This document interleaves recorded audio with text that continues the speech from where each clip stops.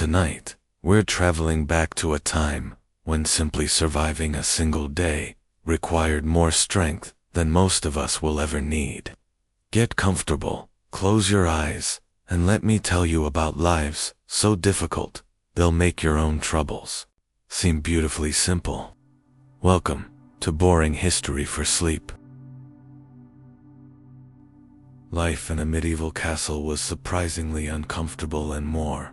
Imagine waking in a stone chamber where your breath forms clouds in the frigid morning air, where the walls weep moisture that never quite dries, and where the only heat comes from a small brazier that barely warms the space immediately around it. You are a noble in a 13th century castle, and despite your elevated social status, your daily life is shaped by the harsh realities of medieval architecture and technology.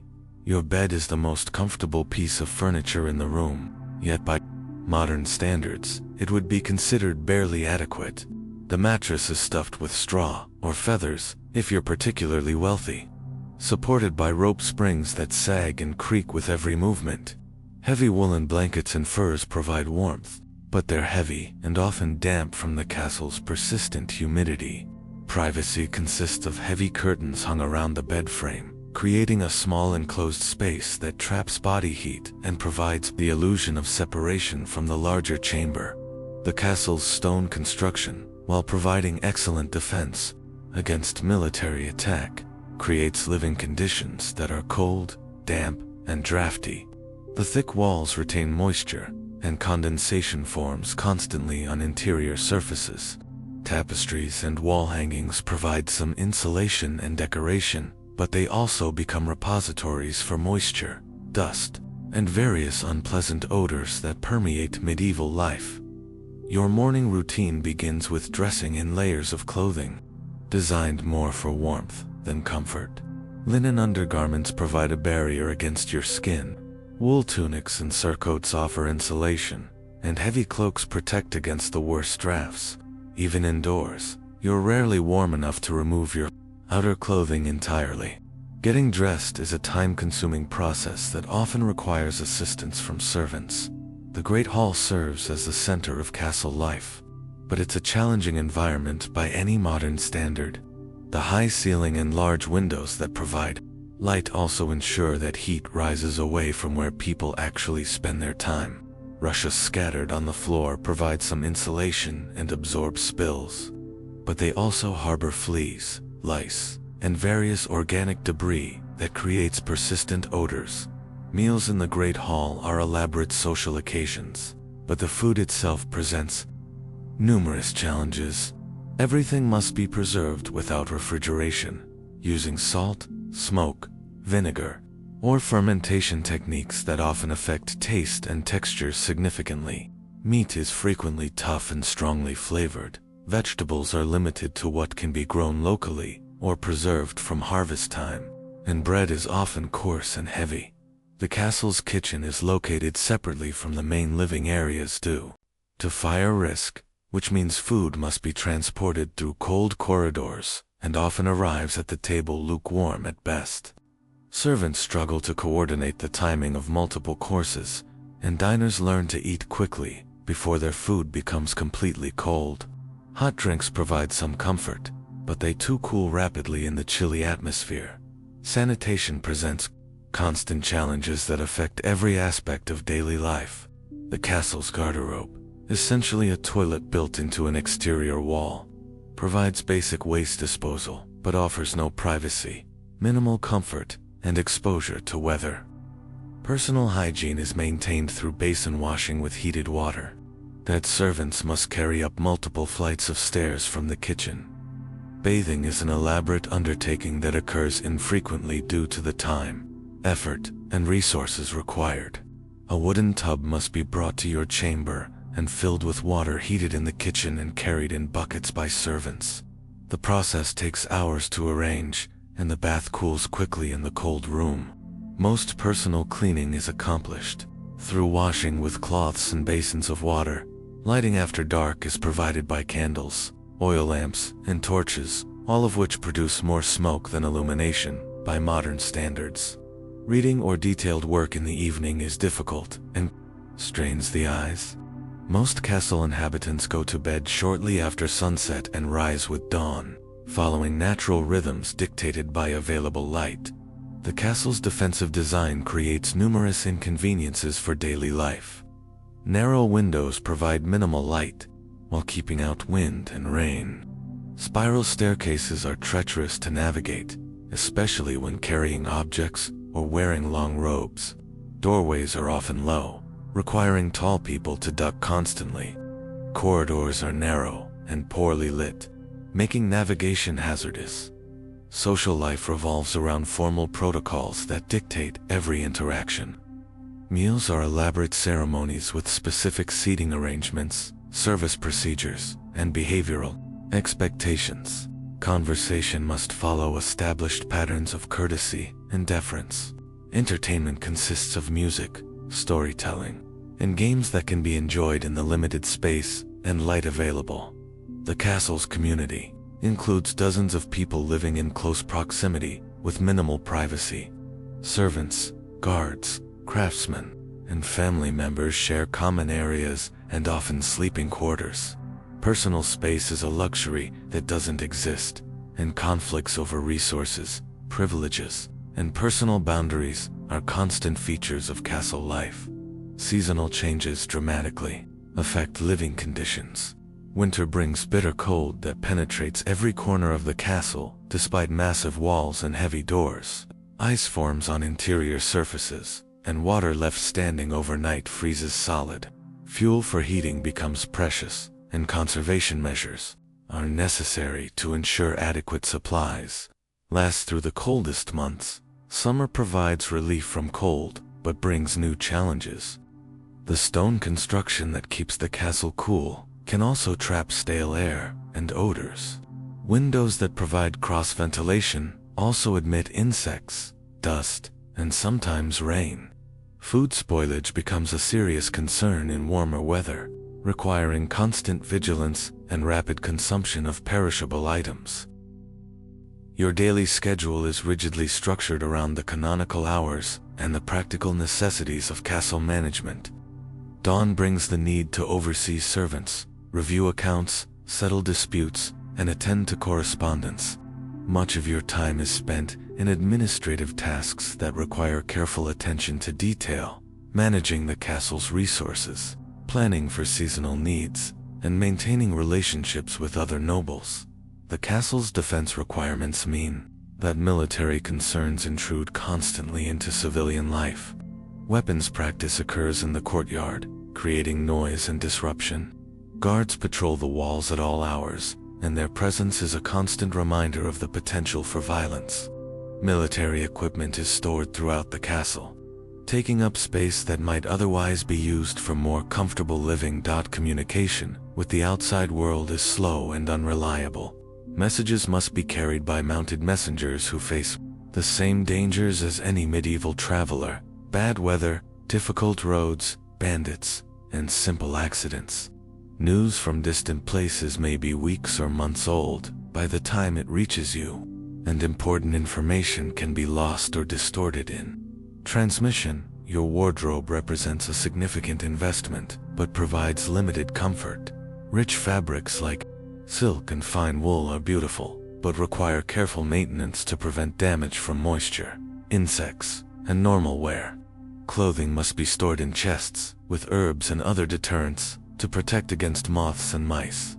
Washing delicate garments is risky and time-consuming, so most clothing is simply aired and brushed clean. The castle's chapel provides spiritual comfort, but little physical comfort. Stone floors and walls make it perpetually cold, and kneeling for extended periods during services is painful, regardless of the season. The beauty of religious ceremonies and music provides emotional satisfaction, but participating in them requires enduring significant physical discomfort. Education and entertainment are limited by available resources and technology. Books are handwritten manuscripts that are enormously expensive and easily damaged. Reading requires good light, which is available only during certain hours and weather conditions. Musical instruments provide pleasure, but require maintenance in the castle's damp environment. Games and sports must be adapted to indoor spaces and limited equipment. Your role as a noble requires constant attention to political relationships and social obligations. Visitors must be entertained regardless of personal convenience or comfort. Disputes must be settled fairly while maintaining your authority and reputation. Marriage alliances, business partnerships, and military agreements all require careful negotiation and ongoing management. The castle's isolation means that medical care is limited to what can be provided by local knowledge and available supplies. Serious injuries or illnesses may be treated by a resident physician if you're fortunate enough to have one. But most medical problems are addressed through traditional remedies of uncertain effectiveness. Childbirth is particularly dangerous, with high mortality rates for both mothers and infants.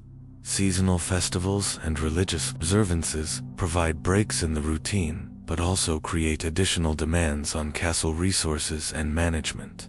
Feast days require elaborate meal preparations, entertainment for guests, and coordination of various activities. These celebrations are important for morale and social cohesion, but they also strain the castle's supplies and require weeks of preparation. The constant presence of servants creates a complex social dynamic that affects every aspect of daily life. You depend on them for basic necessities like food, warmth, and clothing maintenance, but you must also manage their behavior, settle their disputes, and ensure their loyalty. Privacy is virtually impossible when servants have access to your private chambers for cleaning, heating, and personal service. As night falls and the castle settles into evening routines, you retire to your chamber knowing that tomorrow will bring similar challenges and discomforts. The cold, the dampness, the limited light, and the social pressures that define castle life will continue unchanged. Yet there's also satisfaction in managing these challenges successfully, in maintaining your position and authority despite the difficult conditions, and in participating in the complex social and political networks that define medieval noble life. The story of castle life reveals the reality behind romantic notions of medieval nobility, that even the wealthy and powerful lived in conditions that required constant adaptation, endurance, and resourcefulness. The castle that provided safety and status also imposed significant hardships that shaped every aspect of daily existence. In learning to find dignity and purpose within these constraints, perhaps medieval nobles discovered something about the human capacity to adapt and thrive even in the most challenging circumstances. Your castle stands as a monument to both human ambition and human endurance, a structure that protects and impresses while also constraining and challenging those who call it home. Tomorrow will bring new trials, new responsibilities, and new opportunities to demonstrate the resilience that medieval life demanded from everyone, regardless of their position in society. Why being a Roman slave was terrible, and more. Picture yourself awakening before dawn on cold stone floors, your bare feet touching the unforgiving ground.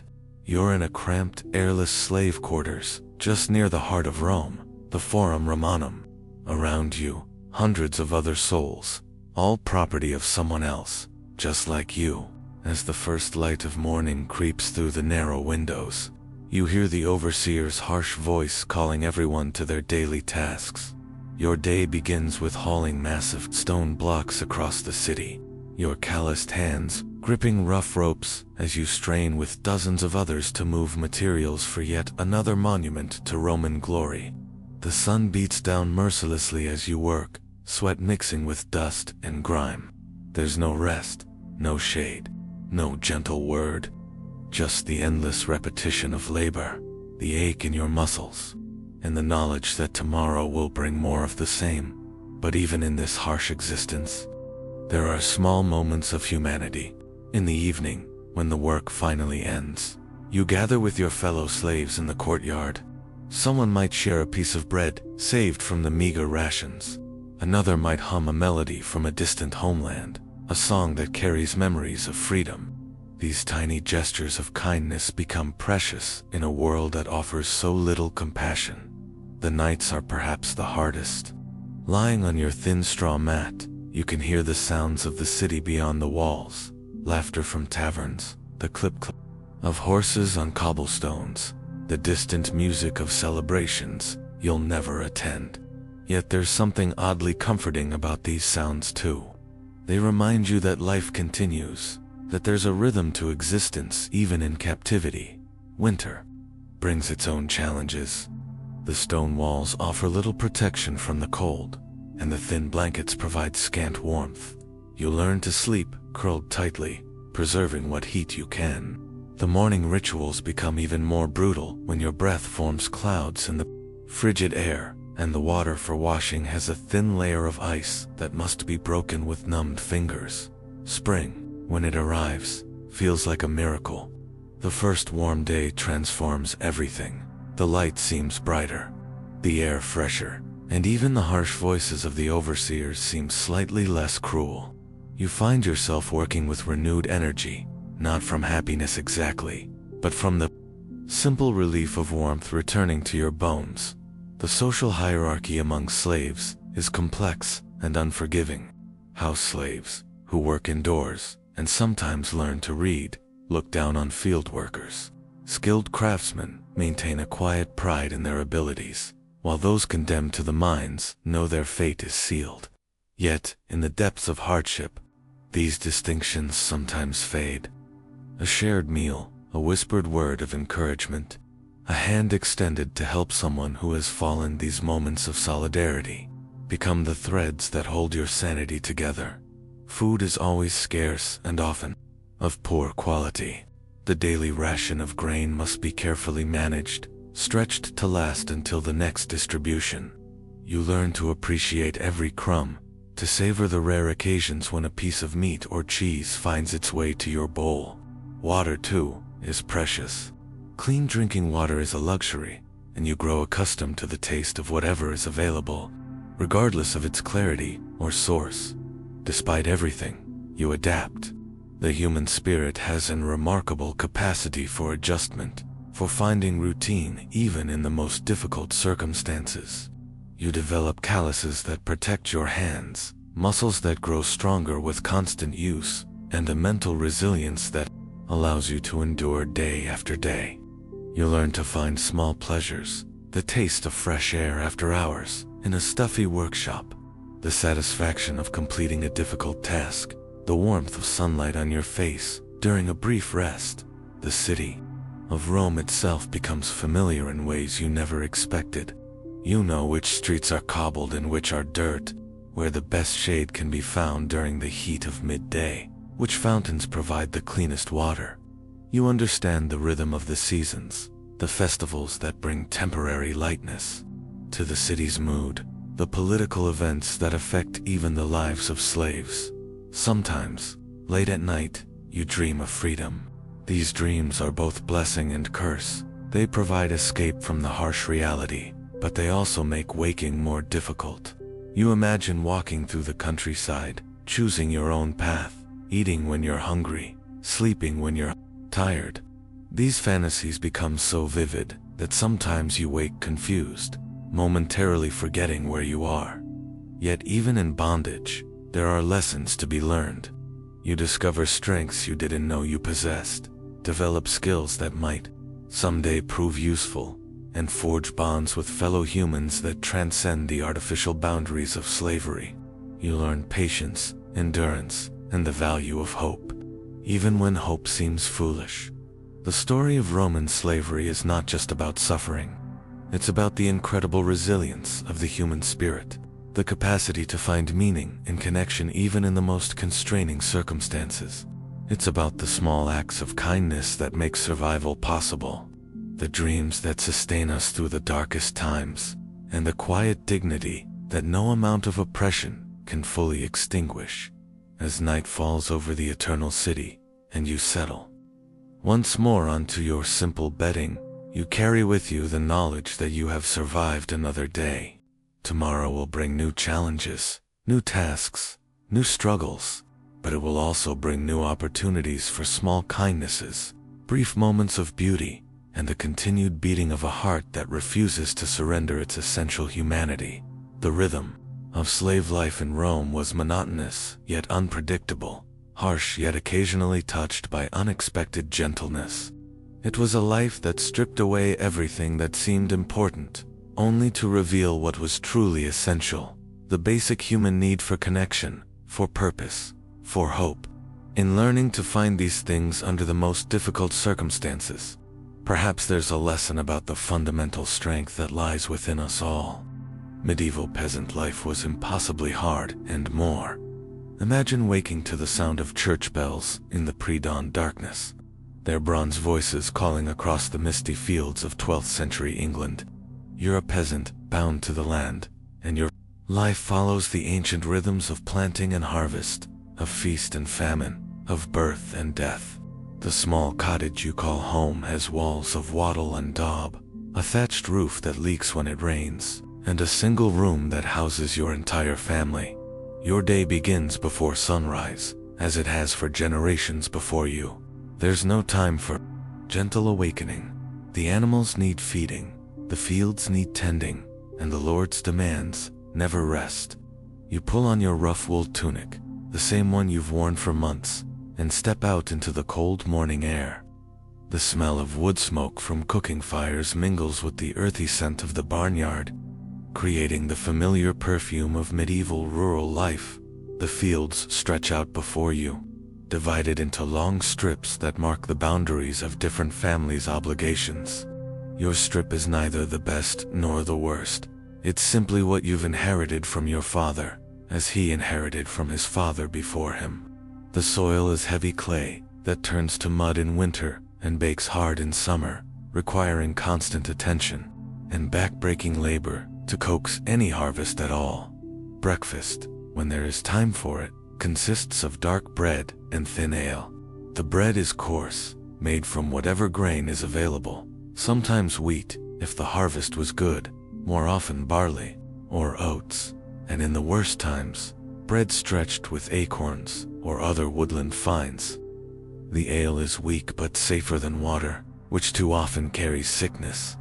You eat quickly, knowing that the day's work cannot wait for leisurely meals. The work itself varies with the seasons, but it's always physically demanding. In spring, you prepare the fields, guiding your ox through the heavy soil, the wooden plow cutting furrows that will hold the seeds. The ox is not your own. Few peasants can afford such luxury. Instead, you share the animal with your neighbors, each contributing labor or resources to ensure everyone's fields are prepared in time summer brings. The endless tasks of cultivation, weeding, tending, protecting the growing crops from weather and pests. The sun beats down as you work bent over in the fields, your back aching from the constant stooping. Your hands already rough from years of labor develop new calluses and cuts from the tools and plants you handle daily. Water is precious during dry spells, and you learn to work efficiently, conserving energy for the long days ahead. Harvest time is both celebration and exhaustion. The entire village works together to bring in the grain before weather can destroy it. You work from dawn to dusk, cutting the grain with sickles, binding it into sheaves, and loading it onto crude wooden carts. The work is urgent and communal. Everyone understands that failure means hunger in the months ahead. There's a rhythm to the harvest work, a pattern of movement and cooperation that has evolved over centuries. But even in this hardship, there are moments of quiet beauty. The way morning mist rises from the fields, the sound of birds singing in the hedgerows, the satisfaction of seeing green shoots emerge from soil you've prepared with your own hands.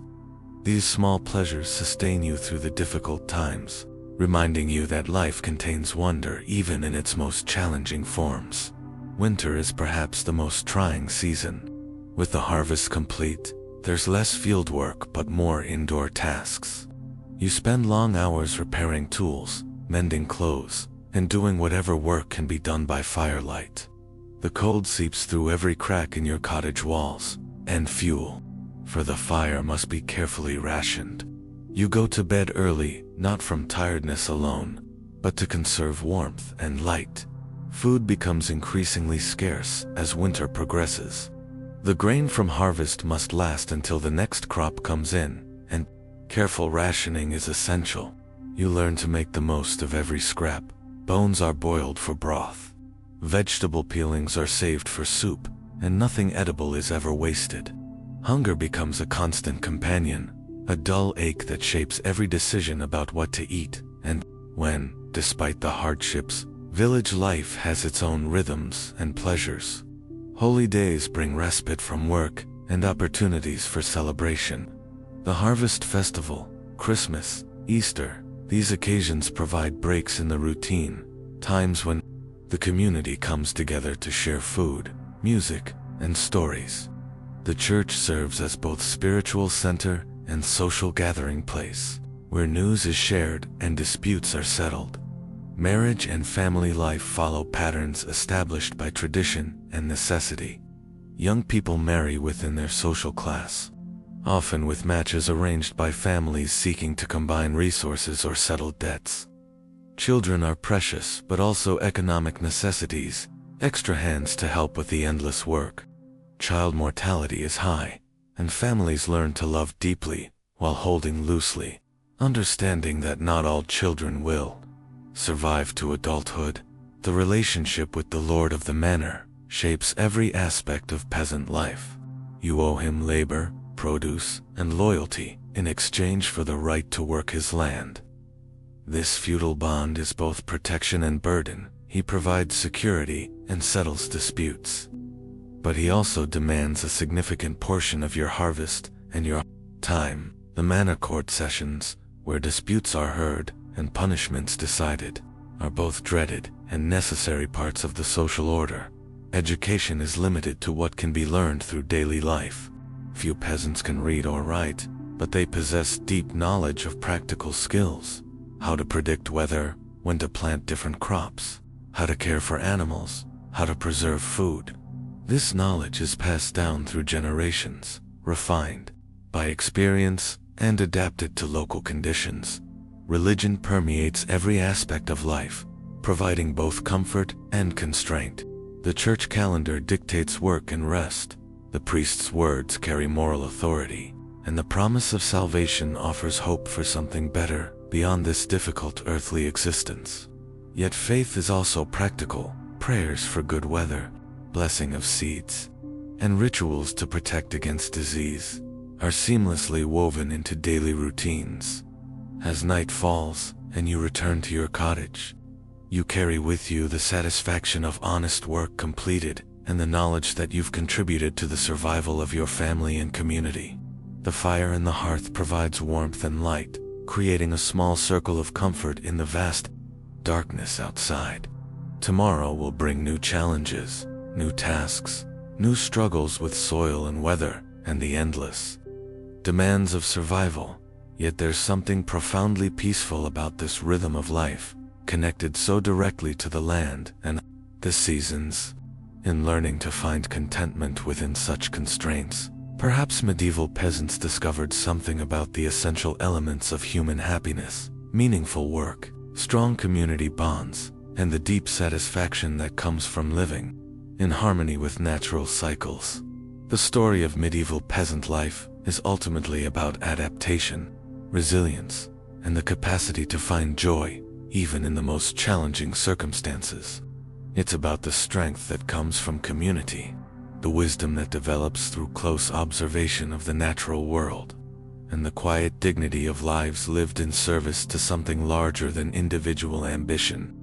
Life as a medieval scribe was tediously precise and more. Picture yourself in the scriptorium of a medieval monastery, where the only sounds are the scratch of quill on parchment and the occasional creak of wooden benches.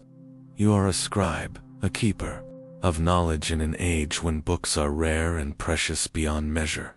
Your world is one of infinite patience, meticulous attention to detail, and the slow, methodical process of preserving human wisdom, one letter at a time. Your day begins with the first light of dawn, when the natural illumination streaming through the scriptorium's windows provides the best conditions for your delicate work. Before you even touch a quill, you must prepare your workspace with the care of a surgeon preparing for an operation.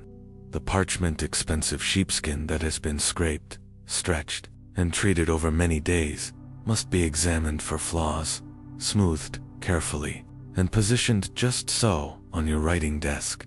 The ink itself is a marvel of medieval chemistry. You've learned to mix oak gall with iron and gum arabic, creating a substance that will remain black and clear for centuries. The preparation of ink is almost a meditation in itself, grinding the ingredients, testing the consistency, adjusting the mixture until it flows smoothly from your quill without bleeding or fading. Too thin, and your letters will be pale and difficult to read. Too thick, and the ink will clot and spoil your careful work. Your quill comes from a goose, carefully selected for the strength and flexibility of its feather. You've trimmed it yourself, cutting the tip at precisely the right angle to create the line width you need. The process of preparing a quill is an art form. The angle of the cut, the length of the slit, the smoothness of the tip, all affect the quality of your writing. A good quill will last for hours of work, but eventually it will wear down and require replacement. The actual process of writing is painstakingly slow. Each letter must be formed with perfect precision, following the established rules of the script you're using, whether it's the flowing curves of Carolingian minuscule or the angular precision of Gothic lettering. Every stroke must be deliberate and exact. There's no room for haste or carelessness. A single mistake can ruin an entire page of parchment. Weeks of work lost to a moment's inattention. You work in silence, as the rules of the scriptorium demand. The only communication allowed is through a system of hand signals developed over generations of scribes. A tap on the desk means you need more ink. A raised hand indicates a problem with your parchment. A specific gesture requests a different quill. This silence isn't oppressive, it's contemplative, allowing you to focus entirely on the sacred task of preserving knowledge.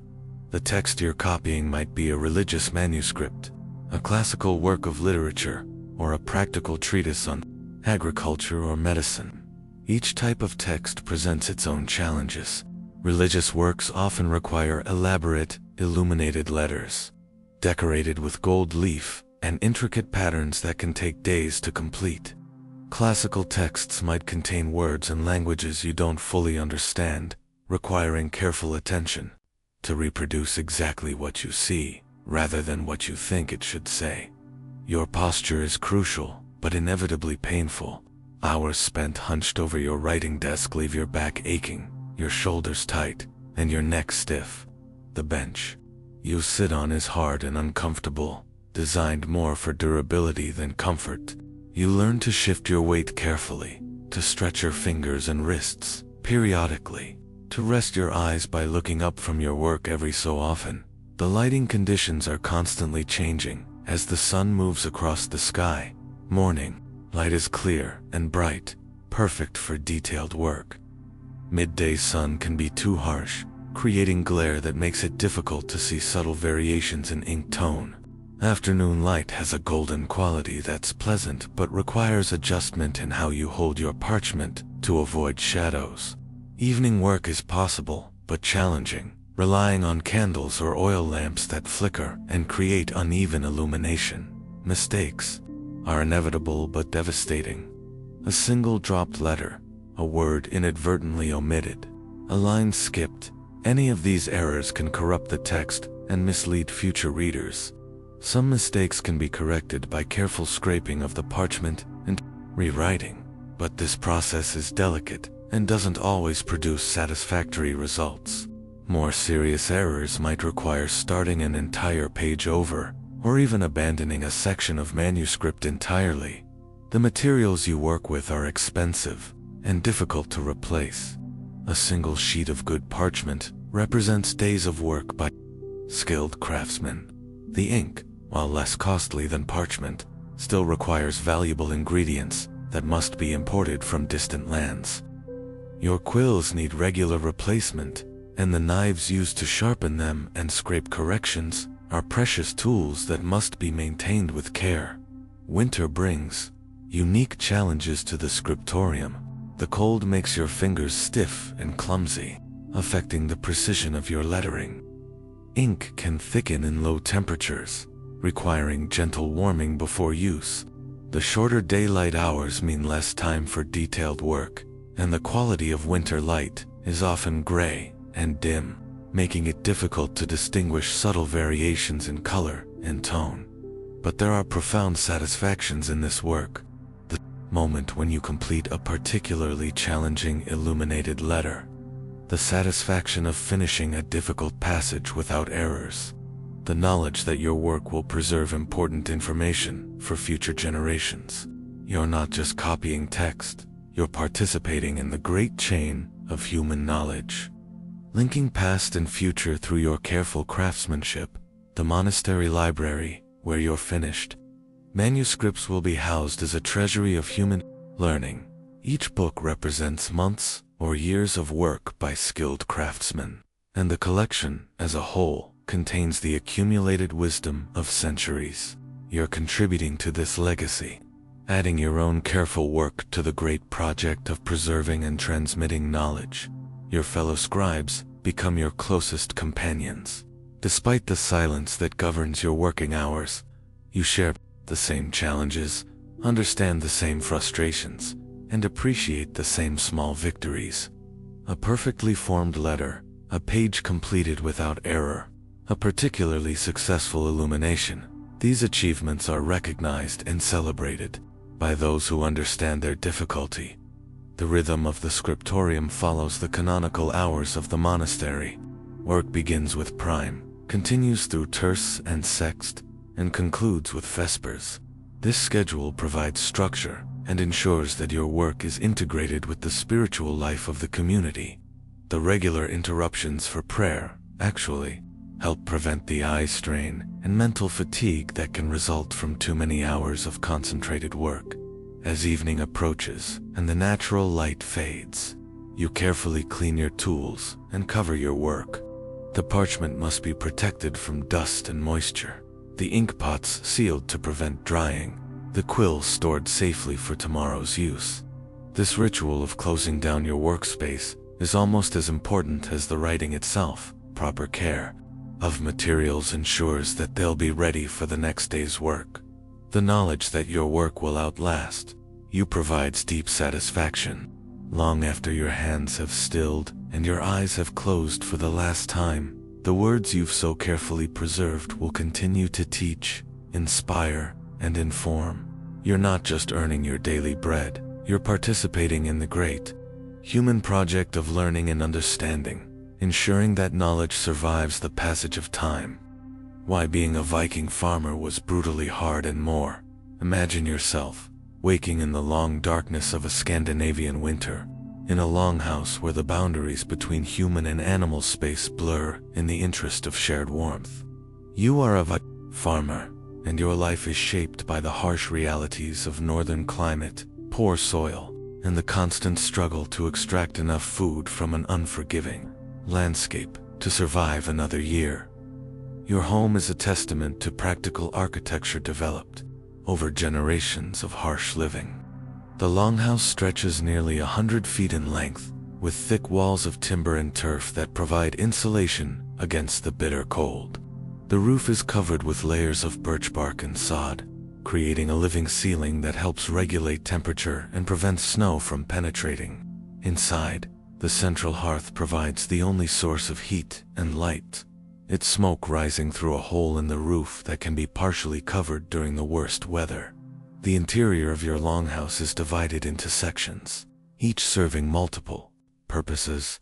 The central hall is where the family gathers for meals, storytelling, and the countless tasks that fill the winter months. Along the walls, raised platforms serve as sleeping areas, storage spaces, and work areas depending on the time of day and season. Privacy is a luxury you can't afford. The entire extended family, including grandparents, children, and sometimes unrelated workers, share this single space. At one end of the longhouse, a partition separates the living area from the barn, where Your most valuable animals spend the winter. The body heat from cattle, horses, and sheep helps warm the human living space, while the shared shelter protects the animals from weather that could easily kill them. The sound of animal breathing, the rustle of hay, and the occasional low of a cow become the soundtrack of your winter nights. Your daily routine is dictated by the seasons, with an intensity that modern life can barely comprehend. In the brief, summer months, you work nearly 20 hours a day, taking advantage of the endless daylight to accomplish as much as possible before winter returns. The growing season is short, sometimes less than 4 months, and every day of good weather is precious beyond measure. The soil you work is thin and rocky, scraped down to bedrock by ancient glaciers, and barely enriched by centuries of careful cultivation. You've learned to read the subtle signs that indicate where crops might grow a slightly different color in the earth. The presence of certain wild plants, the way water drains after rain. Even with this knowledge, farming is always a gamble against weather, pests, and the fundamental poverty of the northern soil. Your main crops are hardy grains that can survive the short growing season and unpredictable weather: barley, oats, and sometimes wheat in the more favorable locations. You also grow vegetables that store well through the winter: turnips, onions, and cabbage. Every plant must earn its place in your limited growing space by providing maximum nutrition and storage value. The work of farming is backbreaking and constant. You prepare the fields by hand, using simple iron tools that must be carefully maintained and sharpened. The plow is pulled by oxen or horses when you're fortunate enough to own them, or by human power when animals are unavailable. Every stone must be removed from the fields, every weed pulled by hand, every furrow carefully planned to make the most of your limited space. Harvest time is both celebration and desperate urgency. The grain must be cut, gathered, and stored before the first frost can destroy it. The entire family works together, using sickles and scythes to cut the grain, binding it into sheaves, and carrying it to storage areas. The work continues well into the night, when necessary, by the light of torches or the midnight sun, if you're far enough north. But farming is only part of your survival strategy. The northern landscape provides other resources that supplement your agricultural efforts. The forests yield timber for building and fuel, berries and nuts for food, and game for hunting. The lakes and rivers provide fish, and if you're near the coast, the sea offers additional protein sources. You become expert at reading the natural world, knowing when and where to find these supplementary resources. Your animals are as important as your crops, perhaps more so. Cattle provide milk, meat, and leather, while sheep supply wool, meat, and additional milk. Horses are primarily work animals, too valuable to eat except in the most desperate circumstances. Pigs are efficient converters of scraps into meat, and chickens provide eggs and occasional protein. Each animal represents a significant investment of time and resources, and their care requires constant attention. The long winter months are spent in activities that support the next year's survival. You repair tools, weave cloth, work leather, and craft the dozens of items needed for daily life. The women of the household spend countless hours spinning and weaving, creating the clothing and household textiles that everyone depends on. Children learn essential skills by watching and gradually participating in these tasks.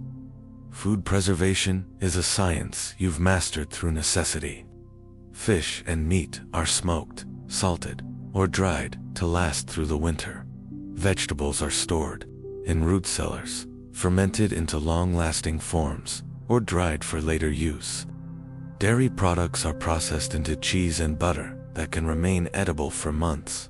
Every scrap of food is precious, and waste is not just foolish but potentially deadly. The social structure of your community is based on mutual dependence and shared risk. Neighbors help each other during harvest time, share resources during emergencies, and provide the skilled labor needed for major projects like building or major repairs. These relationships are formalized through complex systems of obligation and reciprocity that ensures everyone contributes to the common welfare. Your religious beliefs are deeply connected to the agricultural cycle and the natural world. You make offerings to ensure good weather, perform rituals to protect your crops and animals, and celebrate the turning of the seasons with festivals that reinforce community bonds. The gods you worship are practical deities who understand the struggles of farming and survival in harsh conditions.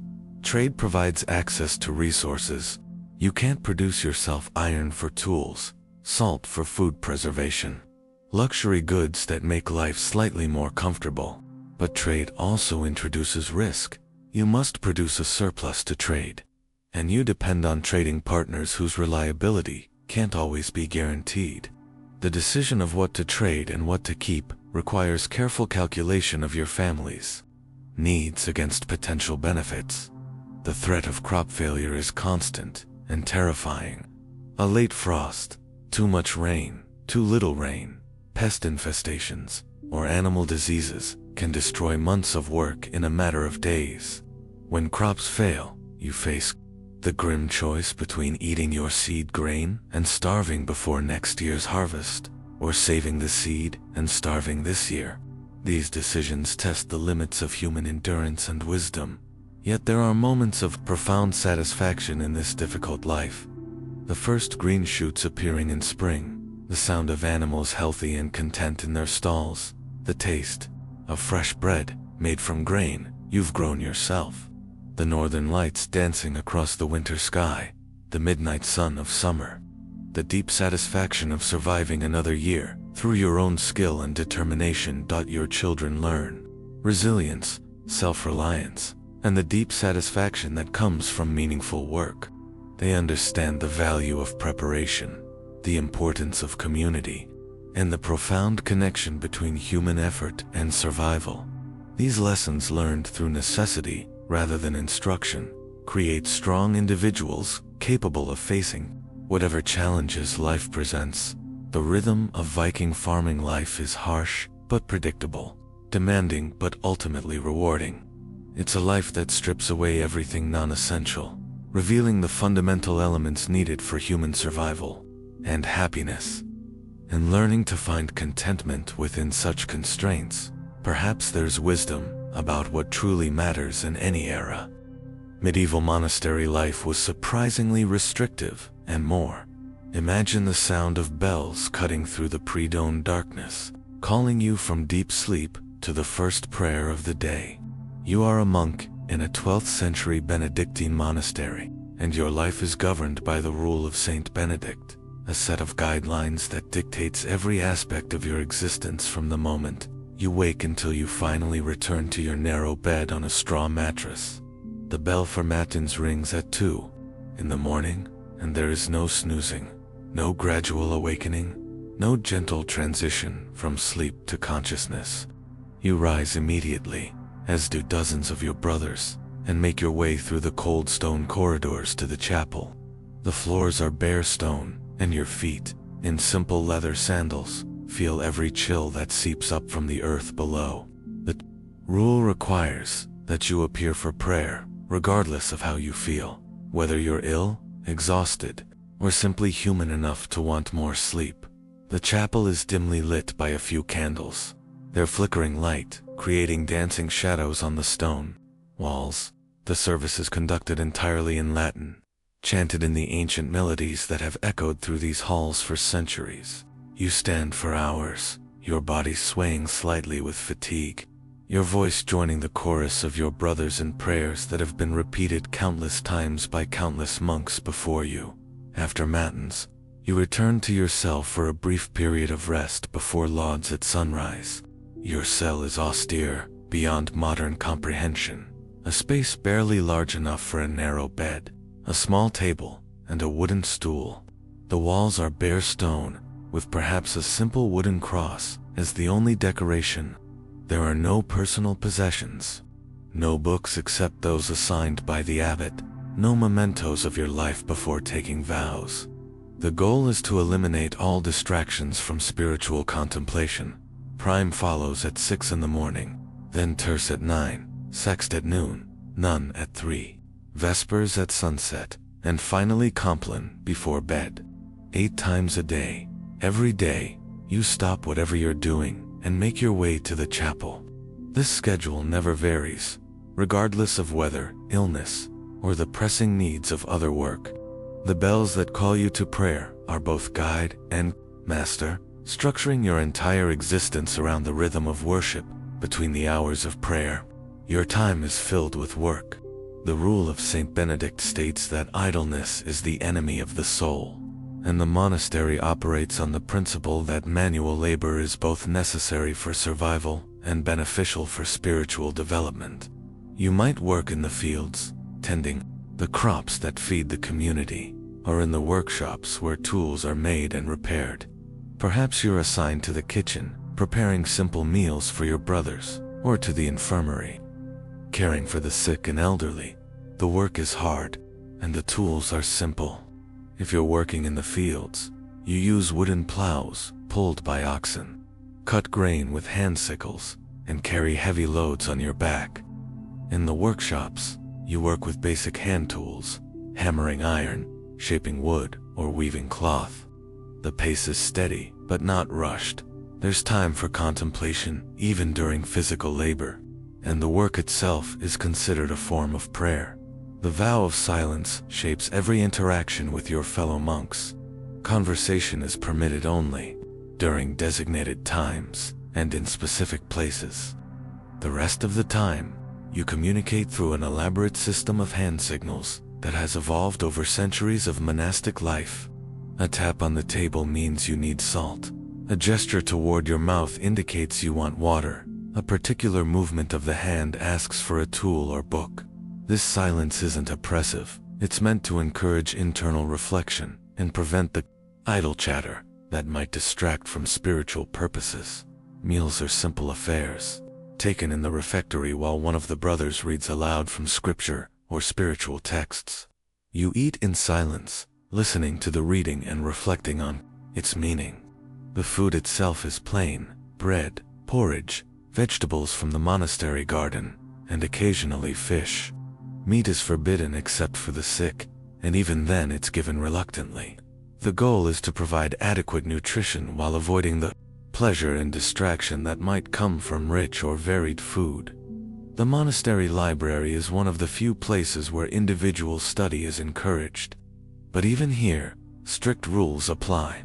You must request permission to read specific texts, and your reading is expected to serve spiritual rather than purely intellectual purposes. The books themselves are precious handwritten manuscripts that represent months or years of careful work by scribes. You handle them with reverence, knowing that each volume contains irreplaceable knowledge. Your sleeping quarters are as austere as everything else in monastic life. The dormitory is a long, narrow room, lined with individual cells, each containing only the most basic necessities. You sleep on a straw mattress covered with rough woolen blankets, and there's no heating except what little warmth might drift up from the common areas below. In winter, you go to bed fully clothed, and you wake to ice on the inside of the windows. The discipline of monastic life extends beyond the daily schedule to encompass every aspect of behavior and thought.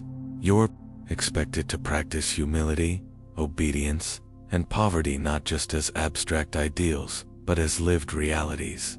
This means accepting assignments without complaint, regardless of your personal preferences or talents. If you're educated and would prefer to work in the library, you might be assigned to the stables. If you're skilled with your hands and enjoy crafting, you might be sent to work in the fields. The abbot, who leads the monastery, has absolute authority over every aspect of life within the walls. His word is law, and questioning his decisions is not only discouraged, but considered a spiritual failing. This hierarchy is meant to teach humility and trust in divine providence, but it also means that personal autonomy is virtually non-existent. You eat what you're given, work where you're assigned, and live according to rules you had no part in creating. Yet there are compensations for this rigorous life. The monastery provides security in an uncertain world. Regular meals when famine is common outside the walls, and the opportunity for learning in an age when education is rare. The community of brothers offers support and companionship, even within the constraints of the rule. And for those who find meaning in the spiritual life, there's the deep satisfaction of dedicating your existence to something greater than personal comfort or advancement. The changing seasons bring variation to the monastery routine, but the basic structure never changes. In summer, the days are longer, and the work in the fields more demanding, but the schedule of prayers continues unchanged. Winter brings different challenges: the cold, the shorter days, the need to conserve fuel and food, but still the bells ring 8 times a day, and still you respond to their call. The monastery is largely self-sufficient, producing most of what it needs within its own walls. You'll learn skills that would be valuable in the outside world: agriculture, craftsmanship, medicine, and administration. But these skills are developed in service to the community rather than for personal advancement. The knowledge you gain belongs to the monastery, and if you ever leave, you take with you only the spiritual benefits of your training. As night falls and the final service of Compline ends, you make your way back to your cell with a sense of completion. Another day has been lived according to the ancient pattern, another step taken on the long path of spiritual development. The monastery settles into quiet, but even sleep is regulated. You're expected to rest adequately, to be alert for the next day's duties, but not to indulge in the luxury of excessive sleep. The monastic life offers a different kind of freedom from the anxieties of worldly success, from the burden of making complex life decisions, from the uncertainty that comes with having too many choices. In surrendering personal autonomy, you gain the peace that comes from knowing exactly what's expected of you. From living within a structure that has sustained thousands of monks before you, and from dedicating your life to purposes that transcend individual desires. Ancient Egyptian embalming was grotesquely detailed and more. Picture yourself in the sacred workshops along the Nile, where the ancient art of mummification transforms the deceased into vessels for eternal life. You are an embalmer in the court of Pharaoh Ramesses II, and your work requires both technical precision and profound spiritual understanding. The process you perform has been refined over millennia, each step carefully designed to preserve not just the physical body, but the essential spirit that will need it in the afterlife. Your workshop is located on the west bank of the Nile, where the sun sets each day in its daily journey through the underworld. This location is not coincidental. Everything about the mummification process is infused with religious symbolism and practical necessity. The building itself is constructed of mud, brick, and stone, with high windows that provide ventilation, while keeping out the dust and flies that could contaminate your work. The scent of natron, the naturally occurring salt used for preservation, permeates everything. Mixed with the aromatic oils and resins imported from distant lands, it creates an atmosphere that is both sacred and slightly overwhelming. Cedar oil from Lebanon, frankincense from Punt, myrrh from Arabia. These precious substances are as important to your work as the technical skills you've spent years learning. Your day begins before dawn with purification rituals. You wash thoroughly, dress in clean linen robes, and make offerings to Anubis, the jackal-headed god who oversees the mummification process. This isn't mere superstition. You genuinely believe that the success of your work depends on maintaining the proper relationship with the divine forces that govern death and resurrection. The body arrives wrapped in temporary linen, carried by professional mourners whose wailing and lamentation create the appropriate atmosphere of grief and reverence. The family has already made the difficult decisions about the level of mummification they can afford. The most elaborate process takes 70 days and costs more than most people earn in several years. Simpler methods are available, but they offer less assurance of successful preservation. Your first task is the removal of the internal organs, a process that requires both surgical skill and religious precision. Using a sharp obsidian knife, you make a small incision in the left side of the abdomen, through which you carefully extract the stomach, liver, lungs, and intestines. Each organ is cleaned, dried, and placed in its own canopic jar, protected by one of the 4 sons of Horus. The heart, however, remains in the body. It will be needed in the afterlife for the weighing ceremony that determines the deceased's fate. The brain presents a particular challenge. Using a long bronze hook inserted through the nasal cavity, you carefully extract the brain tissue, a process that requires patience and delicacy to avoid damaging the face. The ancient Egyptians don't fully understand the brain's function, considering it less important than the heart, but they know that leaving it in place will cause decomposition. Once the body is emptied and cleaned, it's packed with natron salt and left to dehydrate for 40 days. During this time, you prepare the materials needed for the wrapping phase. Hundreds of yards of linen strips, each one carefully torn to the proper width and length. The linen itself is expensive, fine cloth that has been blessed by priests and prepared according to ancient formulas. The natron treatment transforms the body, drawing out moisture and preventing decay. When you remove the body from its salt bath, it has been fundamentally changed. The skin is tough and darkened, the flesh firm and preserved, but the appearance is somewhat shocking, and part of your skill involves restoring a more lifelike appearance through careful packing and shaping. You stuff the body cavity with sawdust, linen, and aromatic spices, restoring its natural shape. The facial features require particular attention. You pack the cheeks to prevent them from appearing sunken.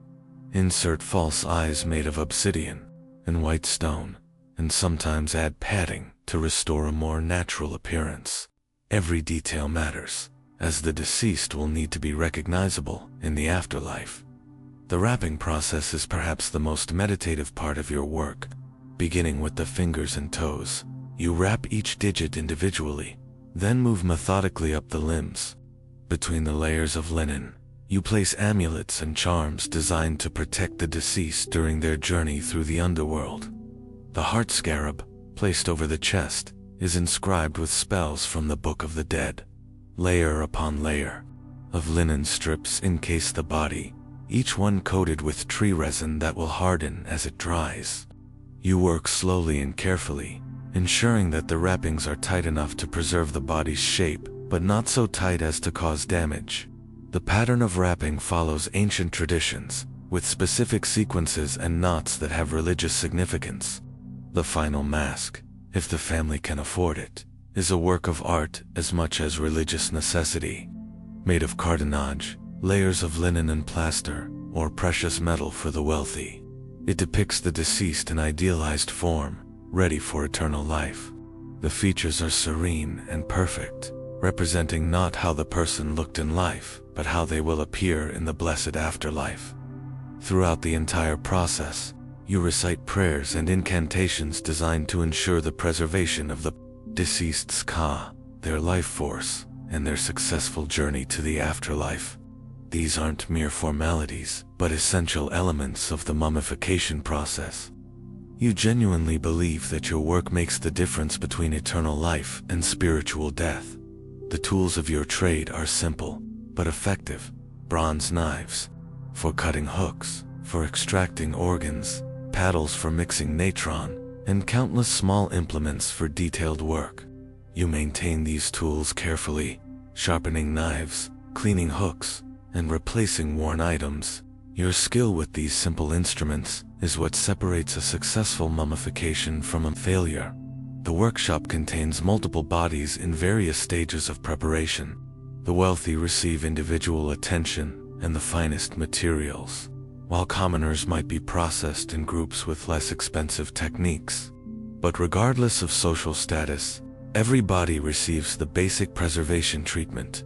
You take pride in your work regardless of payment. Your apprentices learn by watching and gradually taking on simpler tasks. The knowledge you possess has been passed down through generations of embalmers. and you have a responsibility to train the next generation properly. Mistakes in mummification can't be corrected. Each body represents someone's only chance for eternal life.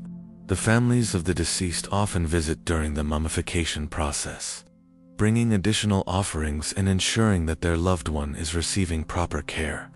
These interactions require diplomacy and sensitivity. You must explain your procedures without revealing details that might disturb them, and you must accommodate their requests while maintaining the integrity of the mummification process.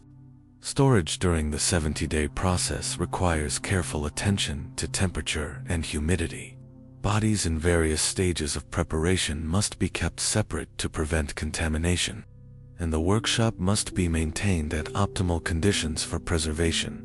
Too much moisture can cause decay, while too little can make the tissues brittle and difficult to work with. The final delivery of the mummy to the family is a ceremony in itself. The completed mummy, encased in its decorated wrappings and coffin, represents the culmination of your skill and the family's hopes for their loved one's eternal happiness. The sight of the finished product, dignified, preserved, and ready for burial, provides satisfaction that few other crafts can match. Your work serves a purpose that extends far beyond mere preservation of dead tissue.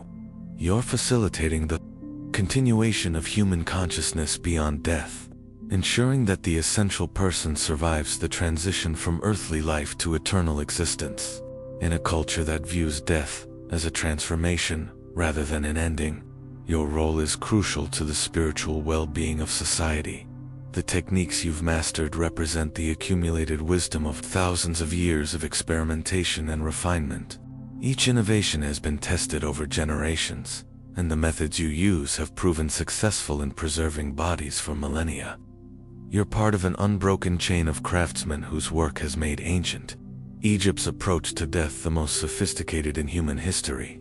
As you clean your tools at the end of another day and prepare the workshop for tomorrow's work, you carry with you the satisfaction of meaningful labor. Tomorrow will bring new challenges, new bodies requiring your skill, and new opportunities to practice the ancient art that connects the world of the living with the realm of the eternal. Life as a medieval blacksmith was scorchingly difficult and more. Imagine the roar of the bellows and the shower of sparks that fill your world from dawn to dusk. You are a blacksmith in a 13th century English village, and your forge is the beating heart of the community's survival. Everything made of metal, from the simplest nail to the most complex plow blade, depends on your skill with hammer, anvil, and fire. Your workshop is built around the forge, a carefully constructed hearth that can reach temperatures hot enough to make iron glow white. The forge itself is fed by a bellows system operated by an apprentice, creating a controlled wind that fans the charcoal into intense heat. The sound is constant and rhythmic, the whoosh of the bellows, the crack and pop of burning charcoal, and above all, the ringing percussion of hammer on anvil that echoes through the village from early morning until late evening. The heat in your workshop is overwhelming, especially during summer months. Standing close to a fire hot enough to melt iron, swinging a heavy hammer for hours at a time, your body becomes accustomed to temperature extremes that would be unbearable to others. Sweat runs constantly down your face and arms, and you develop a tolerance for heat that allows you to work comfortably in conditions that would quickly exhaust someone unaccustomed to forge work. Your raw material is iron, smelted from or in distant furnaces and delivered to your village in rough bars and rods. This iron is precious. It represents days of labor by miners and smelters, and you can't afford to waste any of it. You learn to judge the quality of iron by its appearance, its behavior in the fire, and the sound it makes when struck. Good iron is tough and malleable, capable of being shaped into complex forms without cracking or breaking. The transformation of cold iron into useful tools is a process that never loses its fascination. You heat the metal in the forge until it glows orange, then yellow, then white hot. At just the right temperature, you remove it with long tongs and place it on the anvil, where rapid hammer blows shape it while it's still hot enough to be malleable. The timing is crucial. Work too slowly, and the iron cools and becomes difficult to shape. Work too quickly, and you might make mistakes that ruin the piece. Your hammer becomes an extension of your arm, its weight and balance perfectly familiar after years of use. Different tasks require different hammers, light ones for delicate work, heavy ones for rough shaping, specialized hammers for specific types of forming. You've made many of your own tools, crafting them to fit your hand in your particular style of working. The anvil is your most important tool, a massive block of steel that provides the solid foundation needed for shaping hot iron. Its surface is kept smooth and clean, free of dents or gouges that could transfer to your work.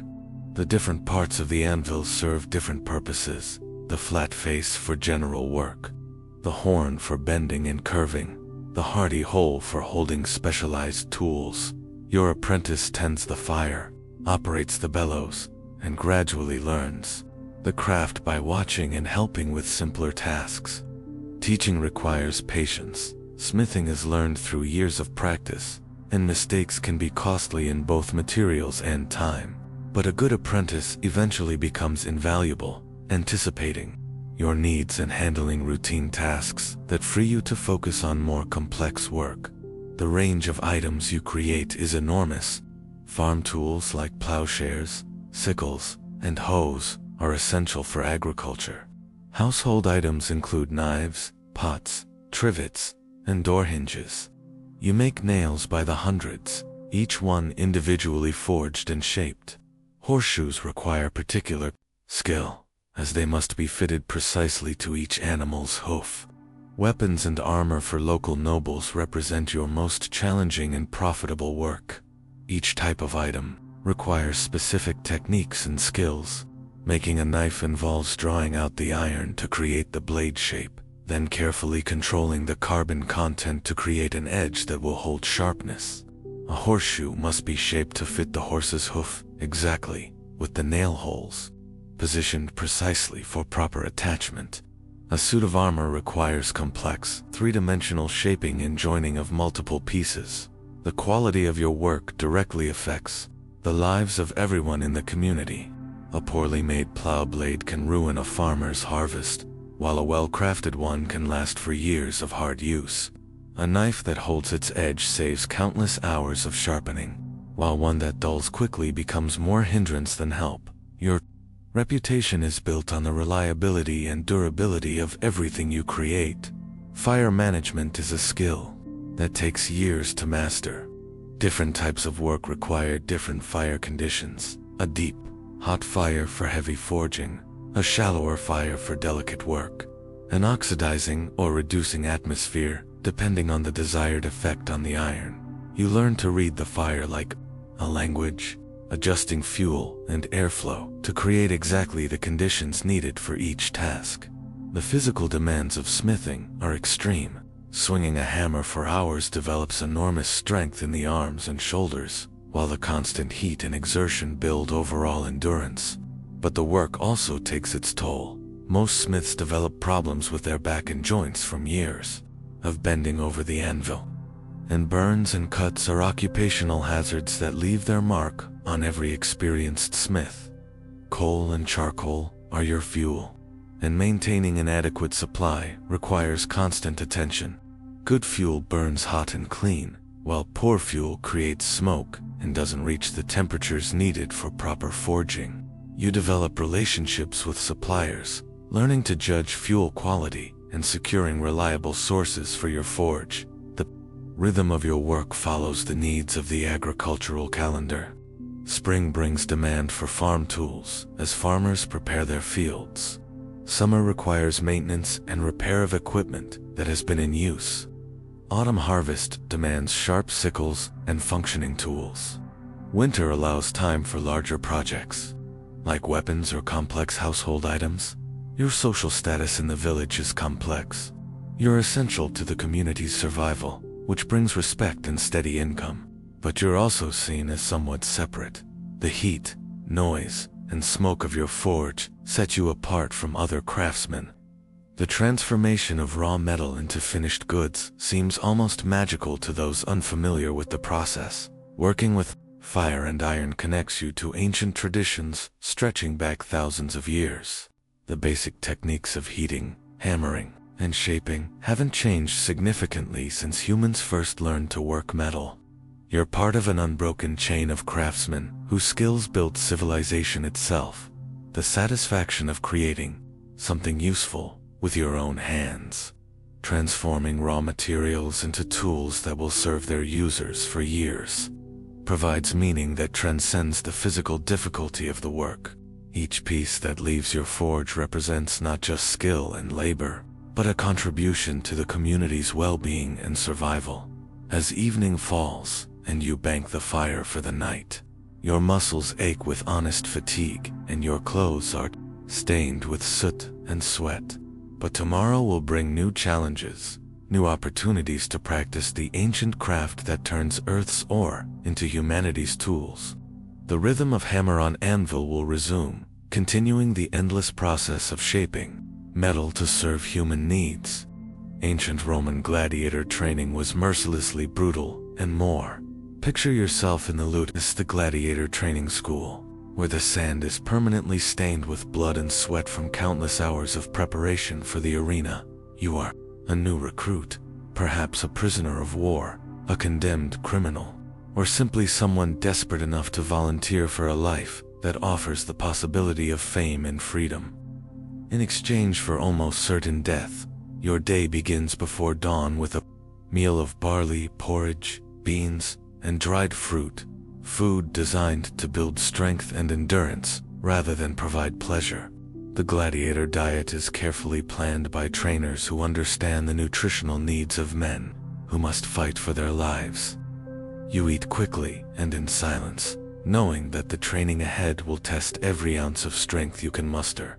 The training ground is a courtyard surrounded by high walls, designed to prevent escape and contain the violence that is the core of gladiator education. The sand underfoot is raked smooth each morning, but by noon it will be churned and bloodied by the intensive training exercises that simulate the mortal combat of the arena. Your trainer, the lanista, is himself a former gladiator who survived long enough to earn his freedom and now makes his living preparing others for the same brutal career. He knows every trick, every technique, every advantage that might keep you alive for one more fight. But he also knows that most of the men he trains will die in the arena. And this knowledge gives his instruction a grim urgency. The weapons training begins with wooden swords and wicker shields, equipment designed to be heavier than what you'll use in actual combat. This extra weight builds strength and makes the real weapons feel light and fast. When you finally graduate to steel and iron, you practice the same strikes, blocks, and movements hundreds of times each day until they become automatic responses that don't require conscious thought. Different types of gladiators require different training regimens. If you're designated as a retiarius, you'll learn to fight with a net and trident, relying on speed and agility to entangle and strike your opponents. A murmillo carries a heavy shield and sword, depending on defense and powerful attacks. A fights with a small shield and curved sword, requiring different footwork and tactics. Each style has its strengths and weaknesses, and part of your training involves learning to exploit advantages while minimizing vulnerabilities. The physical conditioning is relentless. You run 4 miles to build endurance, lift heavy stones too, develop strength, and practice combat techniques until your muscles scream for rest. The trainers push you beyond what you think you can endure, knowing that in the arena, the difference between exhaustion and death is often measured in seconds. Sparring sessions with other gladiators provide the closest approximation to real combat conditions.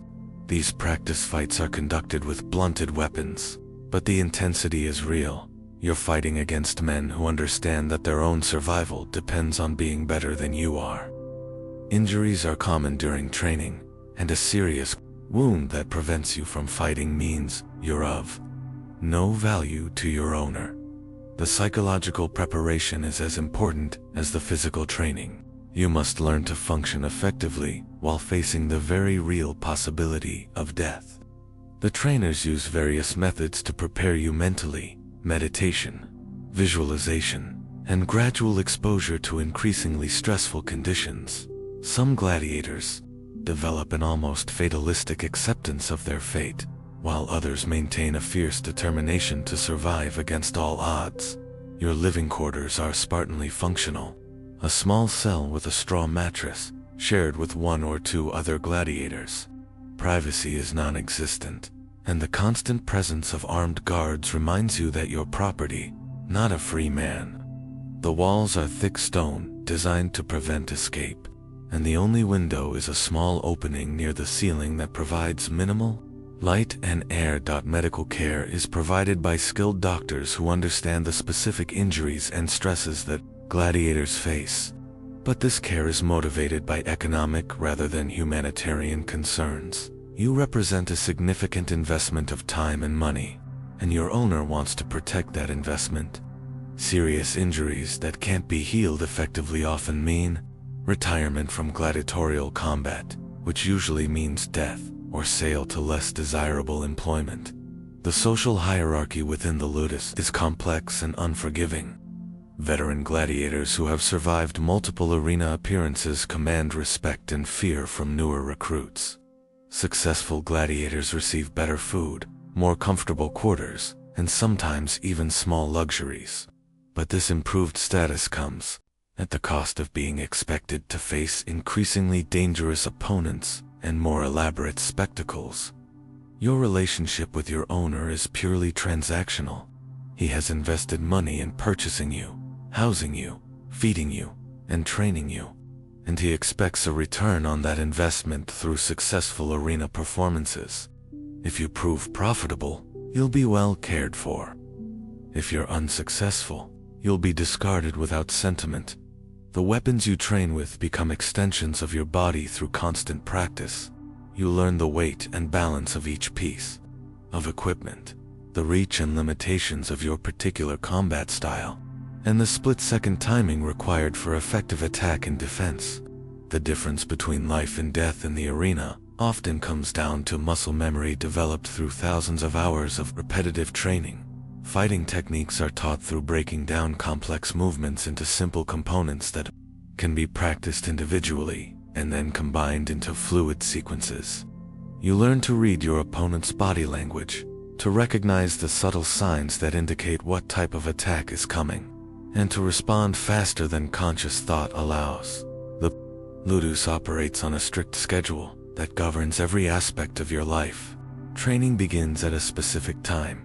Meals are served at predetermined intervals, and rest periods are carefully regulated. This structure is designed to maximize your development as a fighter while maintaining the discipline necessary to control a population of dangerous men. As your training progresses, you begin to understand the peculiar psychology of the gladiator. You're preparing for an event that you know might kill you. Yet you're also developing the skills and confidence that might allow you to survive. This contradiction creates a unique mindset: part warrior, part performer, part condemned man, hoping for reprieve. The final stages of training involve mock combats that closely simulate arena conditions. You fight before an audience of trainers and experienced gladiators who critique your performance and point out weaknesses that could prove fatal in actual combat. These final tests determine whether you're ready to face real opponents in the arena or need additional training. The night before your first arena appearance, you lie on your straw mattress, knowing that everything you've learned, every hour of training, every drop of sweat and blood you've shed in preparation, will be tested in mortal combat before thousands of spectators. Tomorrow, you'll discover whether the brutal training has prepared you to survive, or whether you'll join the countless gladiators who found their training insufficient against the ultimate test of the arena. Medieval pilgrim journeys were exhaustingly perilous and more. Imagine setting out on foot from your village in northern France, carrying only a walking staff, a water gourd, and a small pouch of coins, beginning a journey of hundreds of miles to the shrine of Santiago de Compostela in Spain. You are a medieval pilgrim, and the road ahead will test your faith, your endurance, and your will to survive in ways you can barely comprehend. Your pilgrimage begins with a blessing from the local priest and the prayers of your family, who understand that they may never see you again. Pilgrimage in the 12th century is not a tourist adventure, but a perilous spiritual undertaking that claims the lives of many who attempt it. Disease, bandits, wild animals, harsh weather, and simple exhaustion kill pilgrims regularly along the ancient routes that cross Europe. Your first challenge is navigation. There are no reliable maps, no road signs, and often no clear indication of which path leads toward your destination.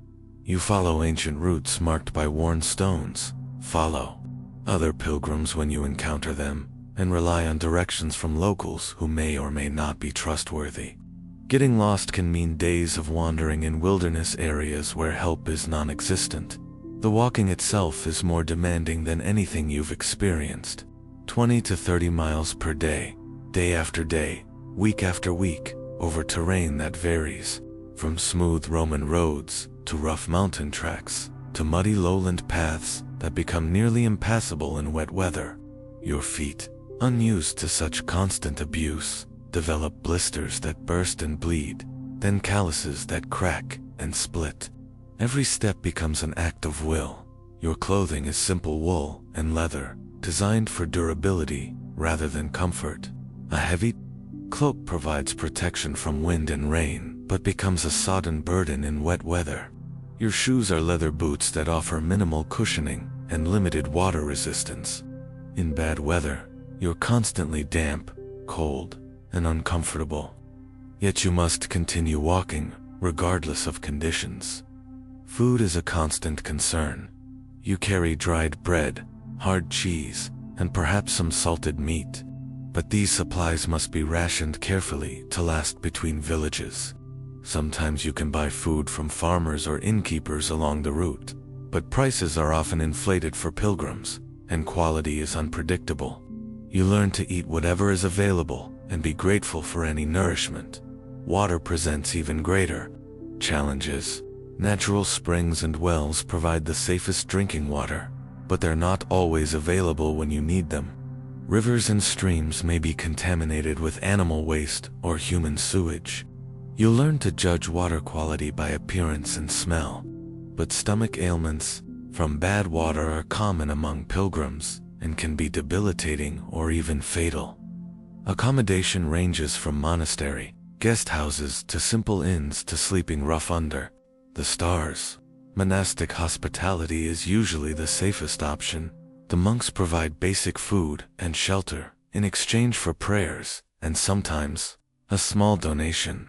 Inn accommodations are unpredictable in quality and safety, and sleeping outdoors exposes you to weather, wild animals, and human predators. The other pilgrims you encounter become temporary family, providing companionship, shared resources, and mutual protection. You form alliances that last for days or weeks, traveling together for safety and support. But you also meet pilgrims who are criminals, madmen, or simply too sick to be safe companions. Learning to judge character quickly becomes a survival skill. Bandits are a constant threat along pilgrimage routes. Some operate alone, robbing solitary travelers of their few possessions. Others work in organized groups, setting up ambushes in remote areas where pilgrims are most vulnerable. You learn to travel in groups when possible, to hide your money carefully, and to carry nothing that might attract unwanted attention. Disease spreads rapidly among groups of travelers sharing close quarters and limited sanitation facilities. Dysentery, typhus, and plague can devastate groups of pilgrims, and you witness death regularly along the route. Bodies are buried in simple graves marked only by rough wooden crosses, their identities often unknown except to God. The physical hardships are matched by spiritual challenges that test your faith in ways you never anticipated. The suffering, the constant discomfort, the proximity to death, and the apparent indifference of the world to your spiritual quest create doubts that must be overcome through prayer and determination. Some pilgrims abandon their journey, while others find their faith strengthened by adversity. Weather adds another layer of difficulty to an already challenging undertaking. Summer heat can be overwhelming, especially when combined with the physical exertion of long-distance walking. You learn to start before dawn, to avoid the worst heat, and to rest during the hottest part of the day, when possible. Winter travel is even more dangerous. Snow, ice, and freezing temperatures can kill unprepared pilgrims. Mountain crossings are particularly treacherous. The Pyrenees between France and Spain claim many pilgrims' lives each year through falls, exposure, avalanches, and simple exhaustion. The passes are narrow, often shrouded in fog, and weather can change rapidly, from pleasant to deadly. You climb slowly, rest frequently, and pray constantly for safe passage. Your feet become your most important tools, and caring for them becomes a daily ritual. You inspect them each evening for cuts, blisters, and signs of infection. You wash them when clean water is available, and try to keep them dry. Foot problems that prevent walking can end your pilgrimage or even threaten your life if they become infected. The psychological effects of the journey are as significant as the physical ones. The constant stress, the social isolation, the physical discomfort, and the spiritual intensity create a unique mental state. Some pilgrims experience visions or mystical experiences, while others struggle with depression, anxiety, or mental breakdown. The journey strips away the comfortable routines of normal life, exposing you to aspects of yourself you've never encountered. Villages along the pilgrimage route have economies built around serving travelers. Some provide honest service at fair prices, while others exploit pilgrims' desperation and lack of alternatives. You learn to negotiate carefully, to assess the trustworthiness of merchants and innkeepers, and to protect yourself from fraud and overcharging. The landscape through which you travel tells the story of medieval Europe. Ancient Roman roads still in use, ruined castles from recent wars, prosperous monasteries with impressive architecture, and poor villages struggling for survival. You see the world not as a tourist but as someone whose life depends on understanding and adapting to each new environment. Language barriers complicate every interaction. Latin provides some common ground with educated clergy, but most of your communication with local people involves gestures, drawings, and the few words of local languages you can learn along the way. Misunderstandings can have serious consequences when they involve directions, prices, or safety warnings. As you approach Santiago de Compostela after months of travel, your emotions are complex. Relief at surviving the journey mixes with exhaustion, spiritual fulfillment, and anticipation of reaching your goal. The cathedral bells calling pilgrims to worship sound like heavenly music after the silence of remote mountain passes and lonely forest paths. The return journey presents its own challenges. Some pilgrims are so weakened by the outbound trip that they lack the strength to return home. Others find that the spiritual transformation they've experienced makes returning to their old life difficult or impossible. The person who completes a medieval pilgrimage is fundamentally changed by the experience. Your pilgrimage ends where it began, in your home village, but you return as a different person. The physical hardships, spiritual challenges, and exposure to the wider world have given you perspectives and strengths you didn't possess before. The journey that nearly killed you has also given you a deeper understanding of faith, endurance, and the remarkable capacity of human beings to overcome seemingly impossible obstacles through determination and divine grace. Life as a medieval apothecary was dangerously uncertain and more. Picture yourself grinding herbs with a mortar and pestle in a dimly lit shop, surrounded by jars filled with mysterious powders, dried plants, and animal parts that most people would find disturbing. You are a medieval apothecary, and your knowledge of healing remedies makes you both essential to your community and constantly suspect of practicing forbidden arts. Your shop is a treasure trove of medical knowledge accumulated over centuries, but it's also a place where the line between healing and poisoning is perilously thin. Glass bottles and ceramic jars line wooden shelves from floor to ceiling, each containing substances that could cure or kill, depending on dosage and preparation. The air is thick with the mingled scents of dried herbs, exotic spices, and chemical compounds that create an atmosphere both medicinal and slightly ominous. Your day begins before dawn with the careful preparation of remedies that customers will depend on for their health and sometimes their lives. Each prescription requires precise measurement and mixing, following recipes that have been passed down through generations of healers. A mistake in proportions could render a medicine ineffective, or, worse, transform a healing potion into a deadly poison. The raw materials for your remedies come from sources both familiar and exotic. Local herbs gathered from meadows and forests form the foundation of many treatments. But you also depend on ingredients imported from distant lands: cinnamon from Ceylon, pepper from India, frankincense from Arabia. These exotic substances are expensive and difficult to obtain, making them precious commodities that must be used sparingly and stored carefully. Your knowledge comes from a combination of ancient texts, practical experience, and oral traditions passed down from master to apprentice. You've memorized the properties of hundreds of plants, minerals, and animal products, learning not just what they're used for, but how to identify quality specimens, proper storage methods, and the subtle signs that indicate when materials have spoiled or lost their potency. The preparation of medicines is as much art as science. You must judge the quality of ingredients by sight, smell, and sometimes taste, adjusting recipes based on the strength and freshness of available materials. A batch of willow bark extract might require different preparation depending on when the bark was harvested, how it was dried, and how long it's been in storage. Your customers come from all levels of society, each bringing different challenges and expectations. Wealthy nobles expect elaborate treatments using expensive ingredients, while poor farmers need affordable remedies that will allow them to return to work quickly. You must balance the medical needs of each patient with their ability to pay, sometimes providing charity care for those who cannot afford treatment. The tools of your trade are simple but precise. Bronze and iron scales allow you to measure ingredients accurately, while mortars and pestles of various sizes help you grind materials to the proper consistency. Distillation apparatus lets you extract essences from plants and create concentrated preparations.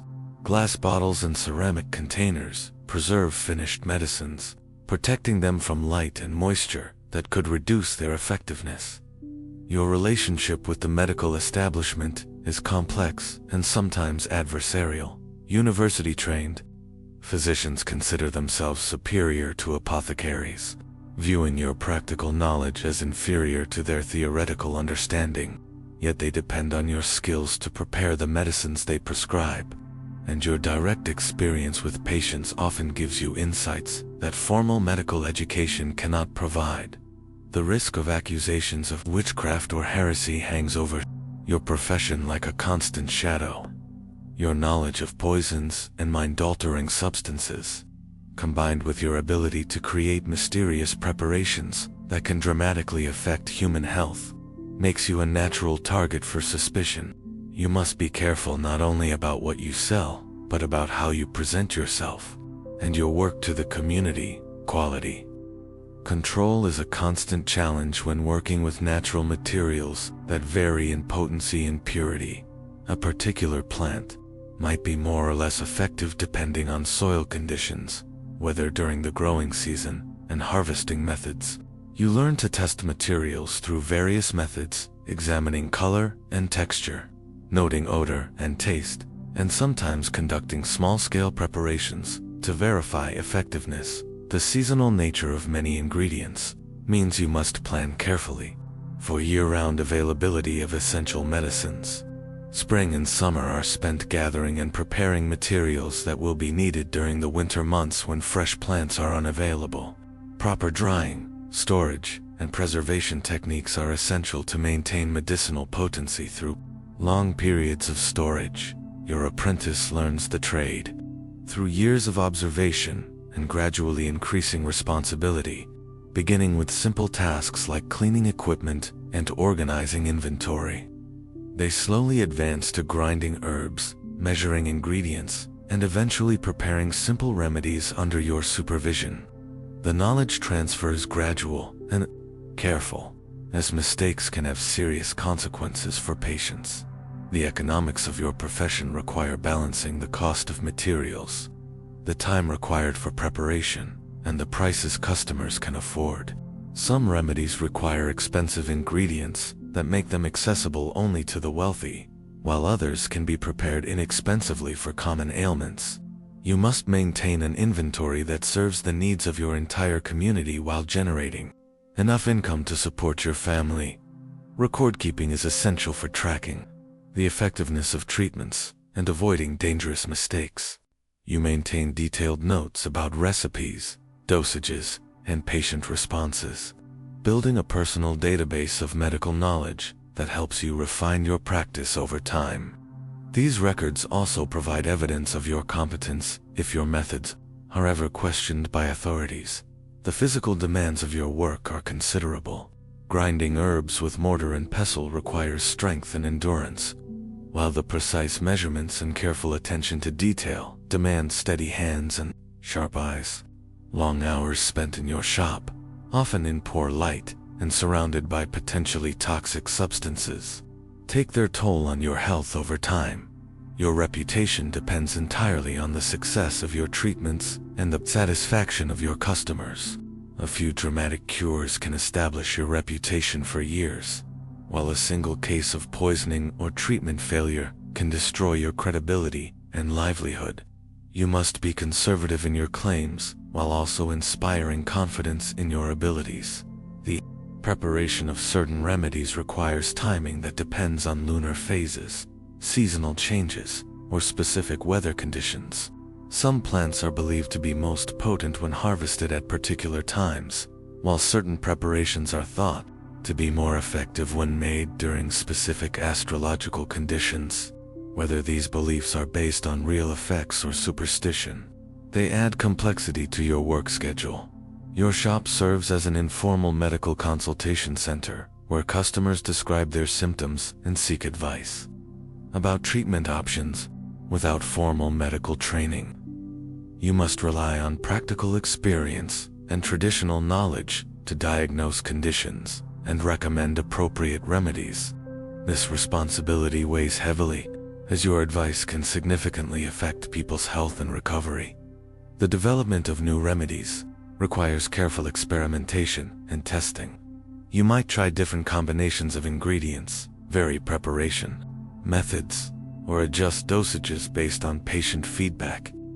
This process of innovation is slow and cautious, as the risks of creating harmful medicines far outweigh the potential benefits of discovering new treatments. As evening approaches and you close your shop for the day, you carry with you the knowledge that tomorrow will bring new challenges and opportunities to practice your ancient craft. The bottles and jars around you contain the accumulated wisdom of centuries of healers, and your work continues the long tradition of using nature's bounty to alleviate human suffering.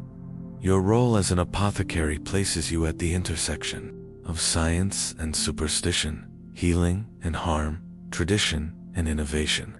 In learning to navigate these complex relationships while serving your community's medical needs, you participate in the long history of human efforts to understand and treat disease through the careful application of natural remedies.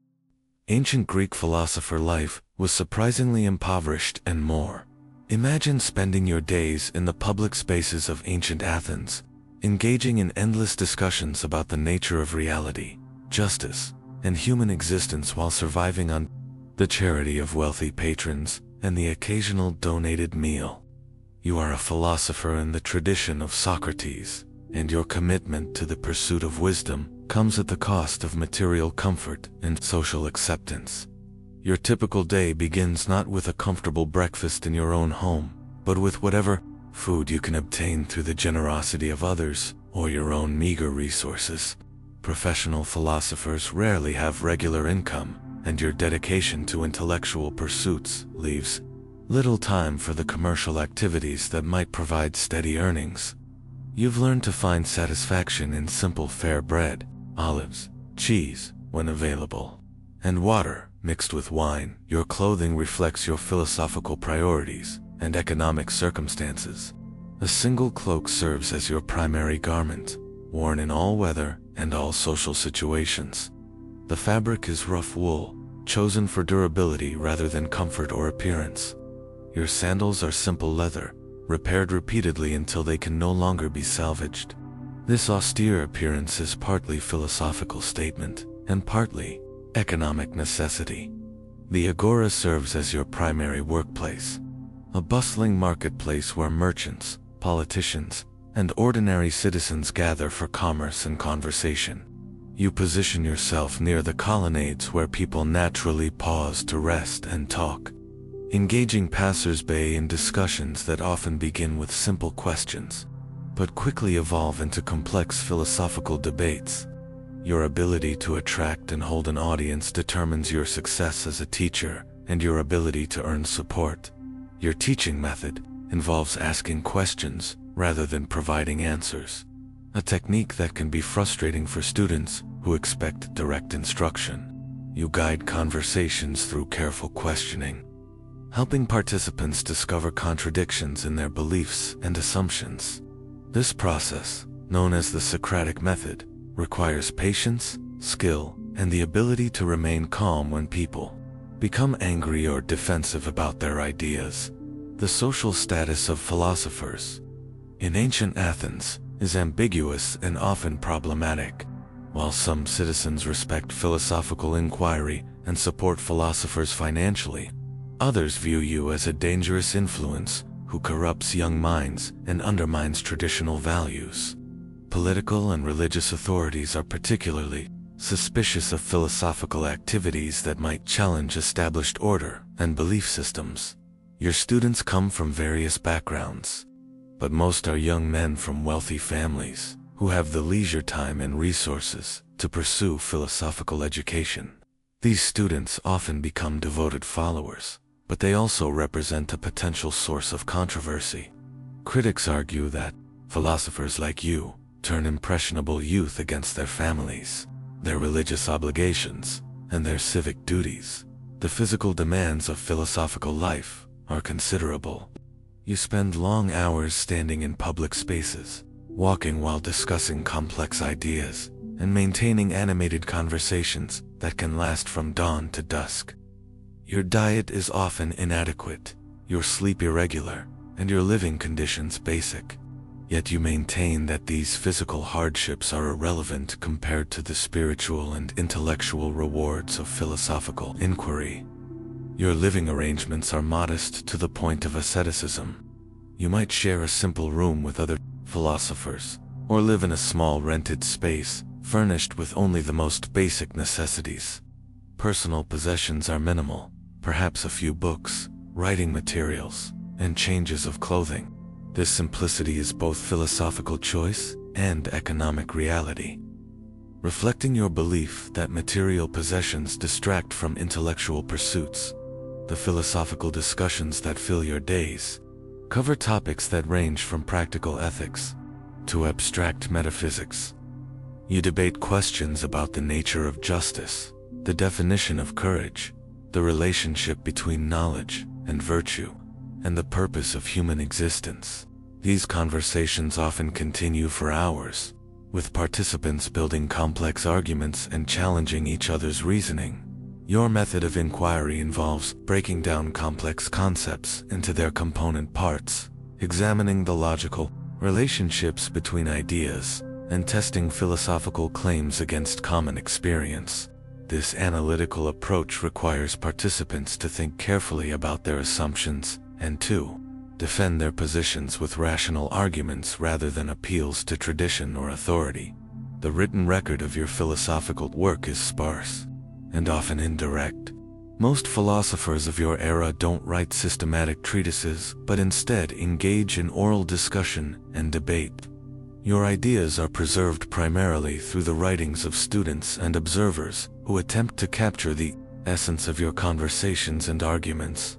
This oral tradition means that your philosophical legacy depends heavily on the accuracy and interpretive skills of others. Your relationship with Athenian democracy is complex and sometimes antagonistic. While you benefit from the intellectual freedom that democratic society provides, you also criticize democratic institutions and practices. Your questioning of popular beliefs and your association with aristocratic students creates tension with democratic leaders who view you as a threat to social stability. The economic precariousness of philosophical life means that you must constantly seek financial support from patrons who appreciate your work. These relationships require delicate balancing. You must maintain your intellectual independence while also satisfying the expectations of supporters who provide necessary resources. Some philosophers compromise their principles to please wealthy patrons, while others maintain their integrity at the cost of material hardship. Your daily routine includes physical exercise, which you consider essential for maintaining the bodily health necessary for intellectual work. You participate in discussions at the gymnasium, where physical training and philosophical conversation are naturally combined. This integration of physical and mental activity reflects your belief that human beings are unified wholes, rather than minds trapped in bodies. The social dynamics of philosophical communities are complex and sometimes competitive.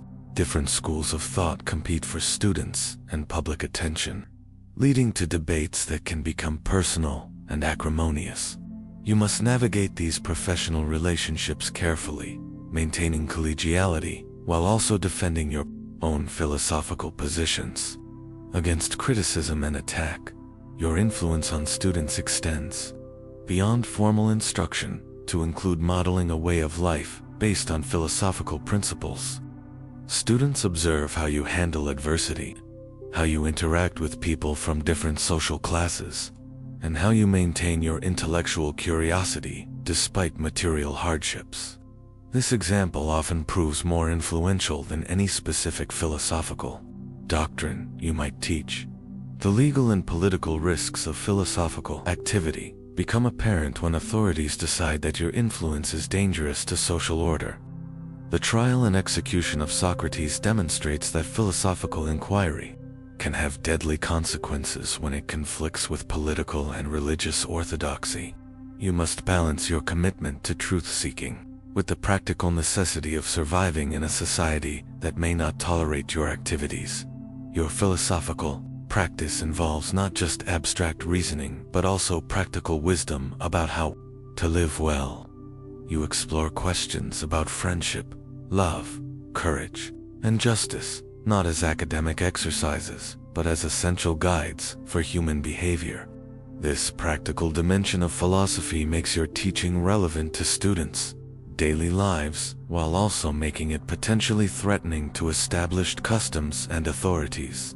The legacy of your philosophical work depends on its ability to inspire others to continue the search for wisdom and truth.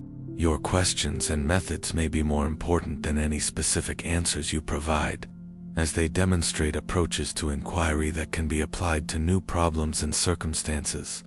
In this way, your impoverished but intellectually rich life contributes to the ongoing development of human understanding. As evening approaches and the agora begins to empty, you reflect on the day's conversations and insights. Tomorrow will bring new opportunities to engage in the pursuit of wisdom, to challenge assumptions, and to explore the fundamental questions that give meaning to human existence. Your simple lifestyle and economic hardships are the price you pay for the privilege of dedicating your life to the search for truth and understanding. Life as a medieval illuminated manuscript artist was painstakingly precise and more. Imagine spending months creating a single page of artwork, where every brushstroke must be perfect, and every color precisely mixed, knowing that a single mistake could ruin weeks of meticulous work. You are a manuscript illuminator in a 14th century monastery, and your art serves both God and the preservation of human knowledge through the creation of beautiful, durable books. Your workshop is a carefully organized space designed around the needs of precise artistic work.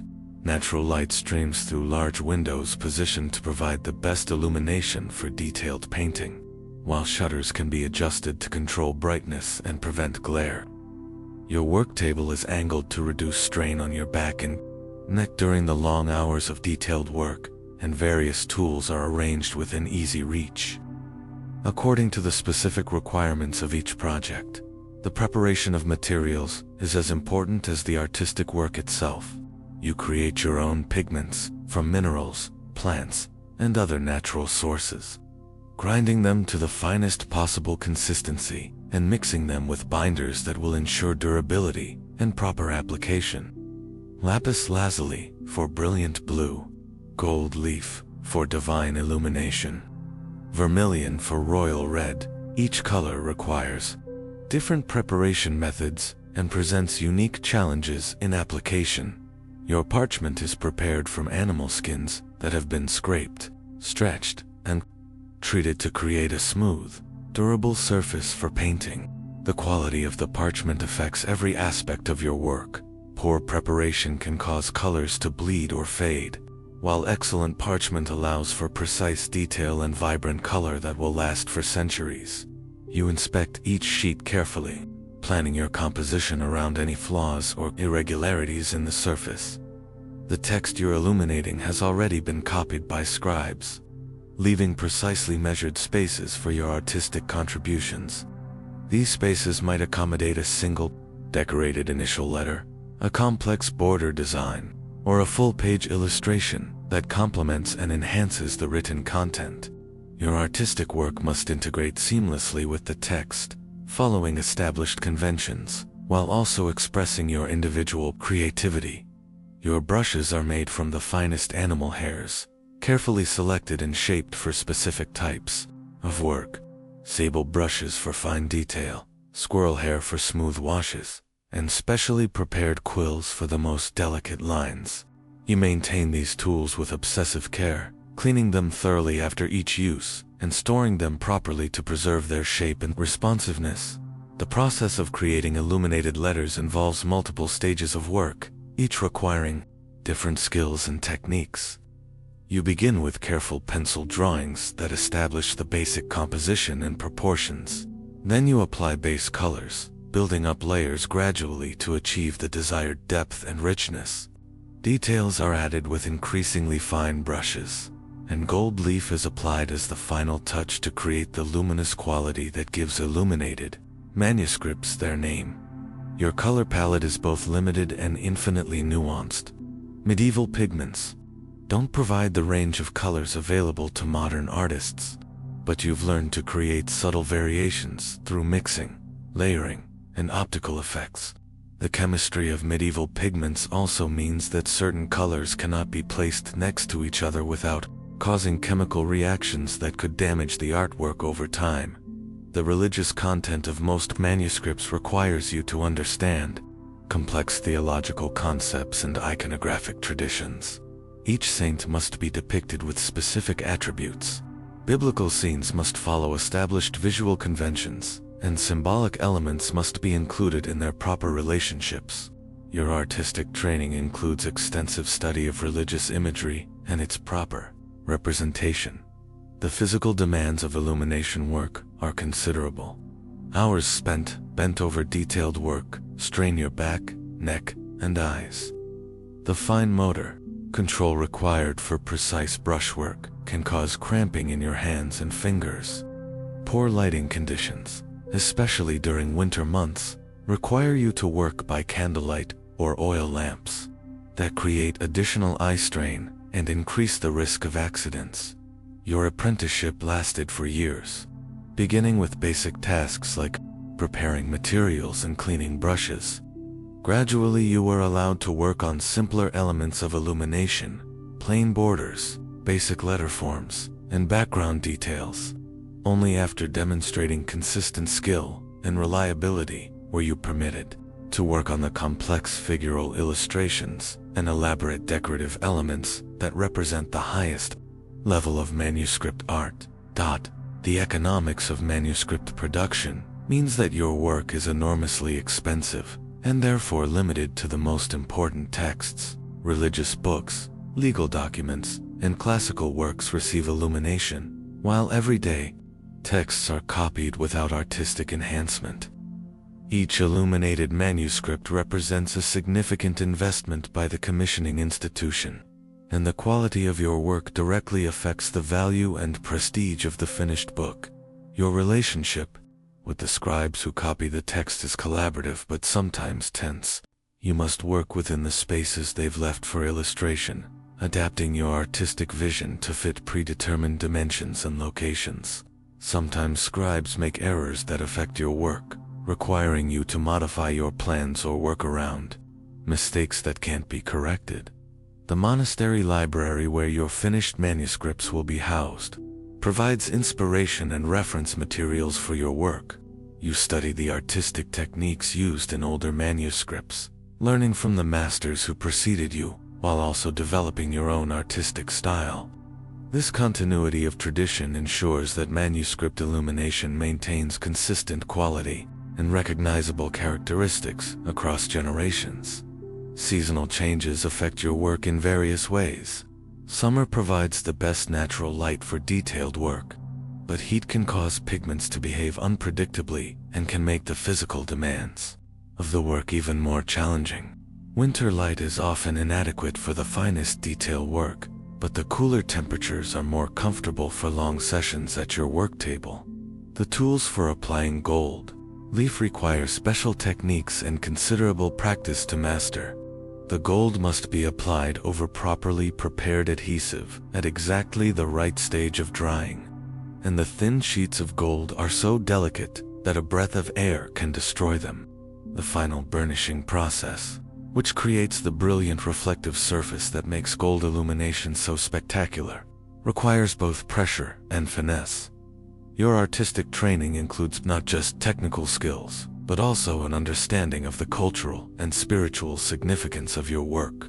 You're not simply decorating books, you're creating objects of beauty that will inspire devotion, preserve knowledge, and demonstrate the glory of God through human artistic achievement. This sense of purpose sustains you through the long hours and demanding precision that your work requires. The collaborative nature of manuscript production means that your artistic work is part of a larger creative enterprise that includes scribes, bookbinders, and other specialists. Each contributor must maintain the highest standards of craftsmanship to ensure that the finished manuscript meets the expectations of its commissioners and serves its intended purpose effectively. Quality control is essential at every stage of your work. Once applied, pigments cannot be easily removed or corrected, so you must be absolutely certain of your technique before beginning irreversible processes. This caution slows your work but ensures that the finished product will meet the exacting standards required for manuscripts that may be used and treasured for centuries. Your personal artistic style develops gradually within the constraints of established traditions and technical requirements. While you must follow conventional approaches to religious imagery and decorative elements, you can express individuality through subtle variations in composition, color choices, and ornamental details. This balance between tradition and innovation keeps your work fresh while maintaining the continuity that makes manuscript illumination a coherent artistic tradition. As you complete each page and move on to the next, you carry with you the satisfaction of creating something beautiful and permanent. Your artwork will outlast you by centuries, continuing to inspire and educate long after your hands have stilled. The knowledge that your work contributes to the preservation and transmission of human knowledge and spiritual wisdom provides meaning that transcends the physical challenges and economic limitations of your profession. Ancient Chinese imperial court life was suffocatingly formal and more. Picture yourself waking before dawn in a chamber within the Forbidden City, where every movement is prescribed by centuries of protocol, and a single breach of etiquette could result in exile or death. You are a court official during the Ming Dynasty, and your life is governed by an elaborate system of rules, rituals, and hierarchies that dictate everything from how you dress to how you speak, eat, and even breathe in the presence of the emperor. Your day begins with the complex ritual of dressing in the precise clothing required for your rank and the day's ceremonial obligations. Each garment must be put on in a specific order, with colors, patterns, and accessories that communicate your position in the court hierarchy. The silk robes are beautiful but impractical, designed more for symbolic significance than comfort. A single, incorrectly placed ornament or inappropriate color choice could be interpreted as disrespect or political statement. The morning audience with the emperor requires preparation that begins hours before the actual ceremony. You must purify yourself through ritual bathing, arrange your clothing and accessories with perfect precision, and mentally rehearse the exact words and gestures appropriate to your role in the day's proceedings.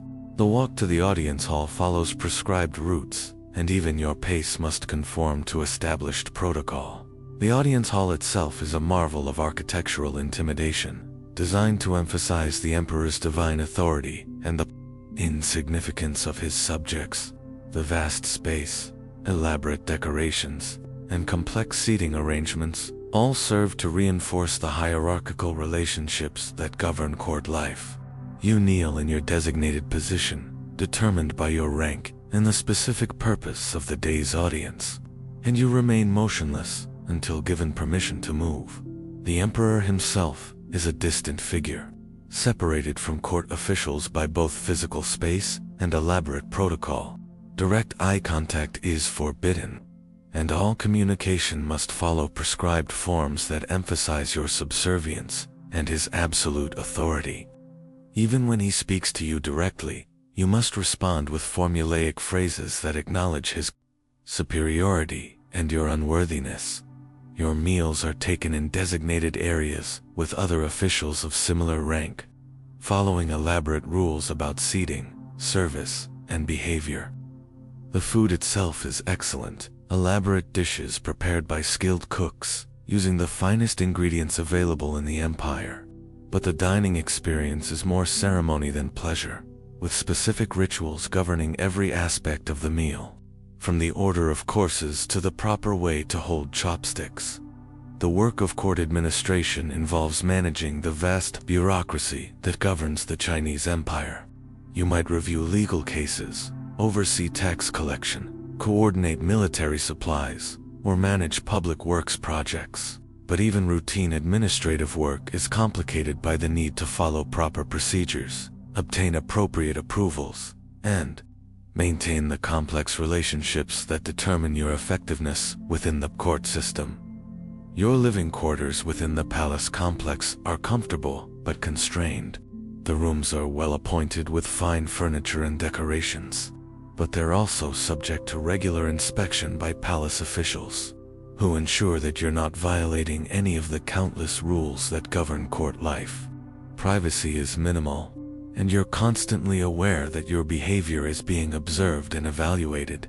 The social relationships within the court are incredibly complex, involving layers of hierarchy, competing factions, and constantly shifting alliances. Your success depends not just on your administrative competence, but also on your ability to navigate these political currents without making enemies or appearing to threaten more powerful officials. A single misjudgment can destroy years of careful career building. Your family life is shaped by court obligations and restrictions. Your wife and children must also conform to protocol when they appear in court settings, and their behavior reflects on your standing within the hierarchy.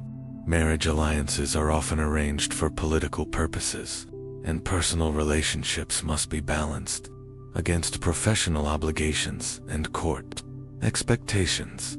The educational requirements for court service are extensive and ongoing.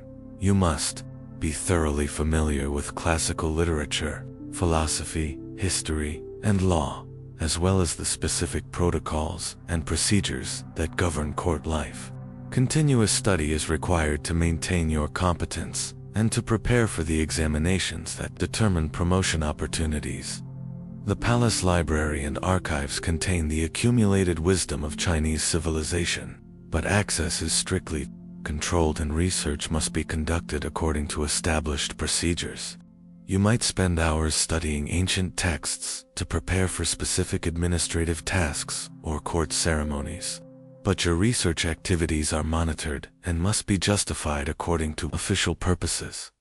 The artistic and cultural life of the court is elaborate and sophisticated, featuring music, poetry, painting, and performance arts of the highest quality, but participation in these activities is governed by protocol and political considerations. Your artistic preferences and cultural activities are interpreted as political statements, and you must be careful to demonstrate appropriate taste and loyalty through your cultural choices. The seasonal cycle of court life involves elaborate ceremonies that mark important dates in the imperial calendar. These events require extensive preparation and precise execution, with roles assigned according to court hierarchy and political relationships.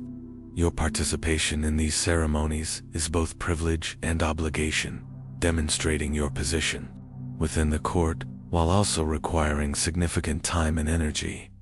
The justice system within the court is swift and often harsh, with punishments that can include exile, imprisonment, or execution for various offenses against imperial authority. You must be constantly aware of the legal and political implications of your actions, words, and associations. Even unintentional violations of protocol can have serious consequences for your career and personal safety. Your clothing and personal appearance are subject to detailed regulations that specify appropriate styles, colors, and accessories for different occasions and ranks. Maintaining the required wardrobe is expensive and time-consuming, requiring the services of skilled tailors and constant attention to fashion changes that might affect court protocol. The economic aspects of court life involve both privilege and constraint. Your position provides access to resources and opportunities unavailable to ordinary citizens, but it also requires significant expenditures on appropriate clothing, gifts, entertainment, and the maintenance of appearances expected at your rank. Financial management becomes a critical skill for surviving court life. The information networks within the court are complex and often unreliable, with rumors, gossip, and political intelligence circulating through informal channels that can be as important as official communications. You must learn to distinguish between reliable information and dangerous speculation while also managing your own reputation within these informal networks. Your career advancement depends on a combination of merit, political connections, and favorable circumstances that you cannot entirely control. Promotion requires not just competent performance, but also the ability to attract positive attention from superiors without appearing ambitious or threatening to competitors. The foreign relations aspects of court life involve interactions with diplomats, merchants, and other visitors from outside the empire. These encounters are governed by elaborate protocols that emphasize Chinese superiority, while also requiring careful management to avoid diplomatic incidents that could affect your career. As evening approaches and the day's formal obligations conclude, you'll return to your quarters, knowing that tomorrow will bring similar challenges and requirements. The elaborate system of protocol and hierarchy that governs court life continues unchanged, requiring constant vigilance and adaptation to maintain your position within this ancient and complex institution. The satisfaction of serving the emperor and contributing to the governance of the vast Chinese empire provides meaning and purpose to your constrained existence. Your work helps maintain the political and cultural systems that have sustained Chinese civilization for millennia, and your participation in court life connects you to traditions that extend far beyond your individual lifetime. Your life within the Forbidden City represents both the pinnacle of Chinese civilization and the personal cost of serving absolute authority. The beauty, sophistication, and power that surround you come at the price of individual freedom and spontaneity, creating an existence that is both privileged and profoundly constrained by the demands of imperial service.